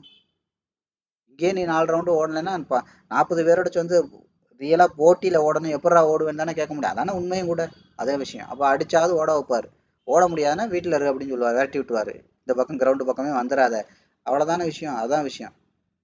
அப்போ இந்த மாதிரி இந்த விஷயத்தெல்லாம் நுணுக்கமாக பாருங்கள். எந்த இடத்துலையும் நான் ஆசை வார்த்தை காட்டுற எந்த விஷயமும் இருக்காது. அதனால தான் சொன்னேன், ஒன்று முழுசாக பண்ணுங்க, இந்த ட்ரீட்மெண்ட்டை முழுசாக எடுத்துக்கோங்க, இந்த ட்ரைனிங்கை முழுசாக முடிங்க. இல்லையா அறகுறையான அறிவு ஆபத்து, இன்னும் உங்களை பைத்தியக்காரனாக மாற்றி விட்டுரும் இந்த தொழில். அதான் சொல்கிறேன், சட்டையை பிரிச்சுக்கிட்டு ரோட்டில் ஓட விட்டுரும். ரொம்ப கவனமாக இருங்க. நீங்கள் விடணும்னு நினச்சாலும் உண்மையெல்லாம் உங்களுக்கு தெரியும். ஆனாலும் இப்போ எத்தனை பேர் விட்டுட்டு போகிறீங்க, எத்தனை பேருக்கு உண்மை தெரியுது, அதான் இதில் வந்து இப்படிலாம் பண்ணால் பணம் சம்பாதிக்க முடியாதுன்னு. நீங்கள் பண்ணாத ஆராய்ச்சி கிடையாது, படிக்காத கோர்ஸ் கிடையாது. ஏன் தெரியுமா, சைக்காலஜிக்கலாக நீங்கள் இன்னும் நம்பவே இல்லை. நீங்கள் அதை நம்பாத வரைக்கும் நீங்கள் என்னத்தை பண்ணாலும் வேலைக்கே ஆகாது. அதான் சொல்லலை, நாடகத்துக்கு ராஜா வேஷம் போடலாம், நிஜத்தில் ராஜாவாக இருந்தால் தான் ராஜா மாதிரி நடக்க முடியும், ராஜா மாதிரி பேச முடியும், ராஜா மாதிரி இருக்க முடியும். நாடகத்துக்கு ராஜா வேஷம் போடுறதுனா விடியிற வரைக்கும் போடலாம், காலையில் இருந்து வச்சோடனே ஒரு பீடி இருந்தால் கொடு அப்படின்னு பீடிக்கு பிச்சை எடுக்கணும். புரியுதா, அதுதான் சொல்கிறது, சைக்காலஜிக்கலாக நீங்கள் நம்பணும். அதுக்கான ரிசல்ட் எங்கே இருக்கோ அந்த ட்ரைனிங்கை நீங்கள் முழுசாக முடித்தா மட்டும்தான் இதை தொழிலாக தேர முடியும். மற்றது எல்லாமே நீங்கள் வெளியில் போகிறது எல்லாமே நான் சொன்ன மாதிரி தான், சும்மா பேப்பர் ஒர்க்கு, சும்மா கிரவுண்டு ஒர்க்கு, அதோடு நின்றுக்கிறோம். ரியலாக அந்த கிரவுண்ட் ரியாலிட்டி அது இல்லைன்னா தொழிலில் நீங்கள் ஜெயிக்க முடியாது. கிரவுண்ட் ரியாலிட்டி தான் நிஜம். நிஜத்தில் இங்கே ப்ராக்டிஸ் பண்ணணும், நிஜத்தில் பணம் வரணும், நிஜத்தில் 100 ட்ரேடு சக்ஸஸ்ஃபுல்லாக முடிச்சு உங்கள் சப்கான்ஷியஸ் நம்பணும். இதுதான் விஷயம். சரியா, இது வரைக்கும் இந்த வீடியோ பார்த்த அனைவருக்கும் நன்றி.